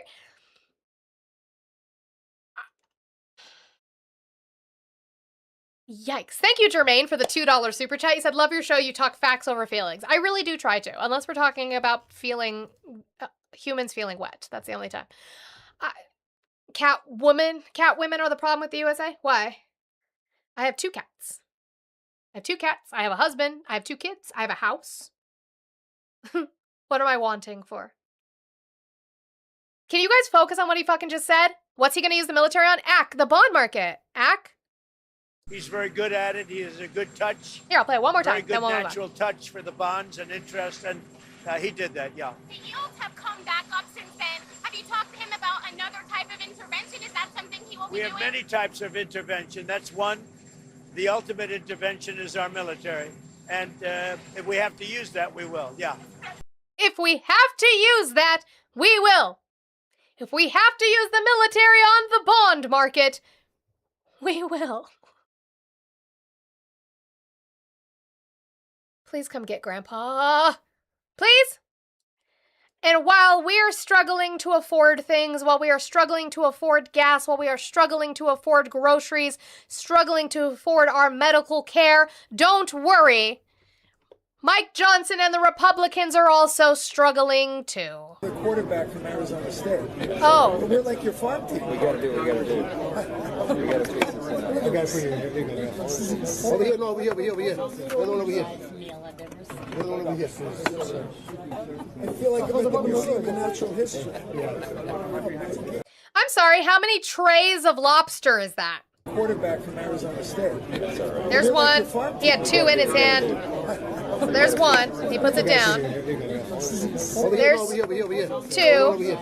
They want that one way over there because he has one in his hand that he put down. Oh, there's another one.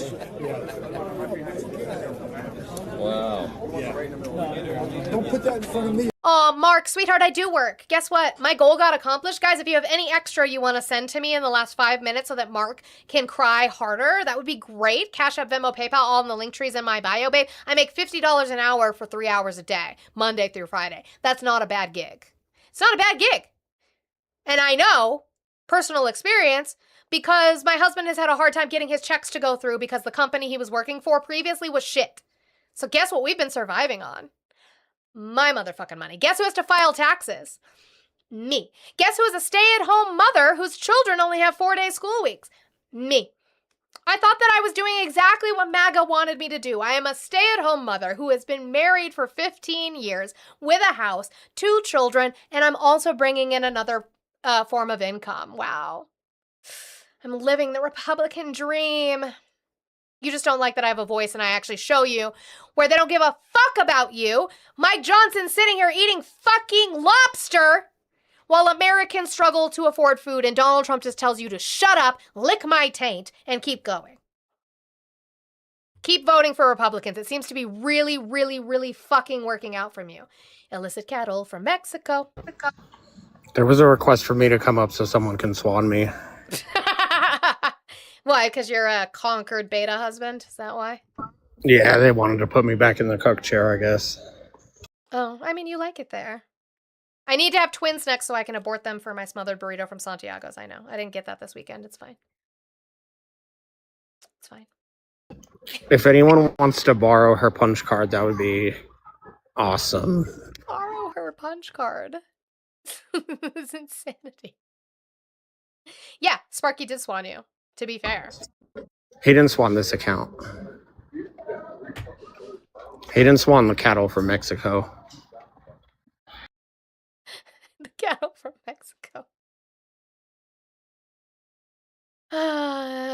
I don't know that I have anything to play to get us. It's the person behind the account. Great. Now we're not only are we arguing about water being wet, we're going to argue about. Stop looking at me, Swan. W's to eclipses. W's to eclipses. Hi, eclipses. How have you been? I don't think it is Mexico. Sorry, you're right. I apologize. For years, you watch companies move production from America down you've probably to Mexico. heard about flock cameras. I don't think that I have anything funny to end with. I did all my funnies before that because that's just how I wanted to be. I'm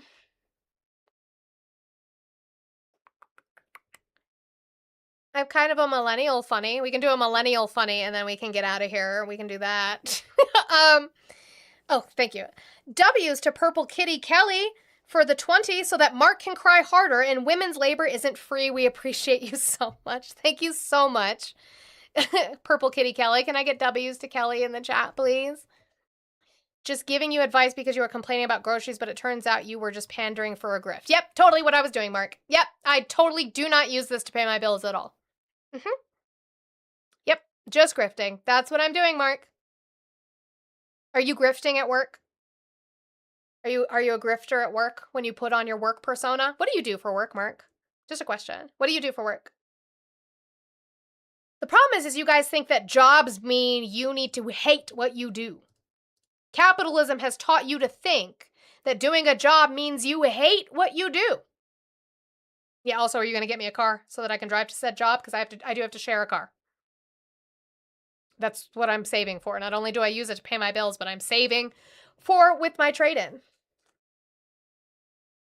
You're a landman for oil and natural gas. Drill, baby, drill. Yeah, that's going really well for you in the United States right now. They're laying off a shit ton of people. Cool. Cool. Anyway, let's do this millennial funny, and then we will get out of here. Over here on TikTok, if we want to raid, we can look for somebody to raid. If not, I also don't really care. I'm just like, I'm tired of it. So there's that. Oh no, I can't do it because I don't have the volume on. Hold on.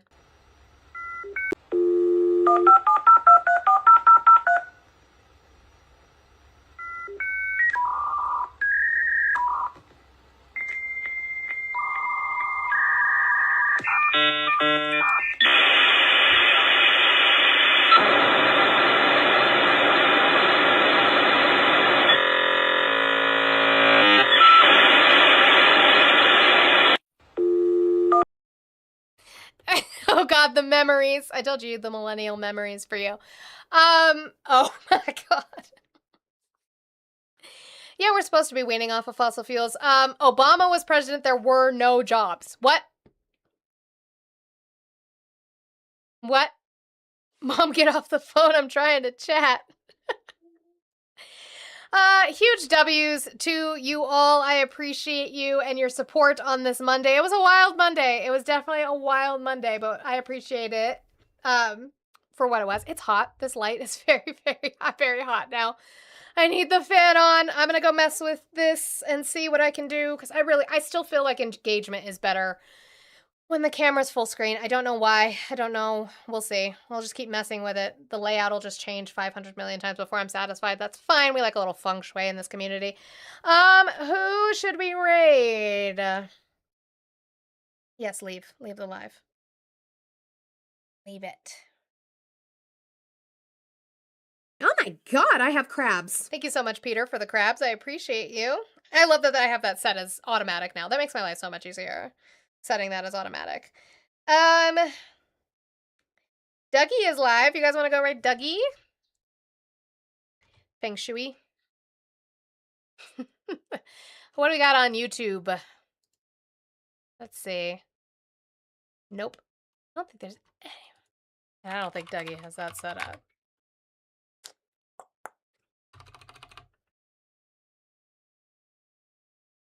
No. Okay. So YouTube and Twitch, I have nowhere to send you today. I'm so sorry, but we will try again this next week. I don't know who that is. Who is that? Let's see. Let's look it up. Talk show host. I don't want to raid anybody who's not like... I know I'm not.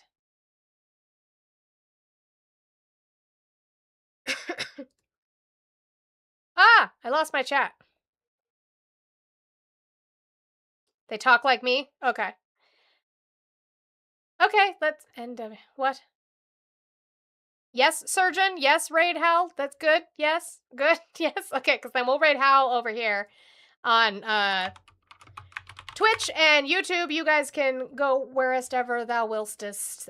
That's totally fine. Okay, so I'm gonna do that. Goodbye. No. Mm-mm. Oh, nope, it doesn't it's not letting me raid him. I don't know why. Maybe they don't accept raids, to be fair. They might not. They might not be able to. All right, on that note, goodbye, YouTube and Twitch. I will see you guys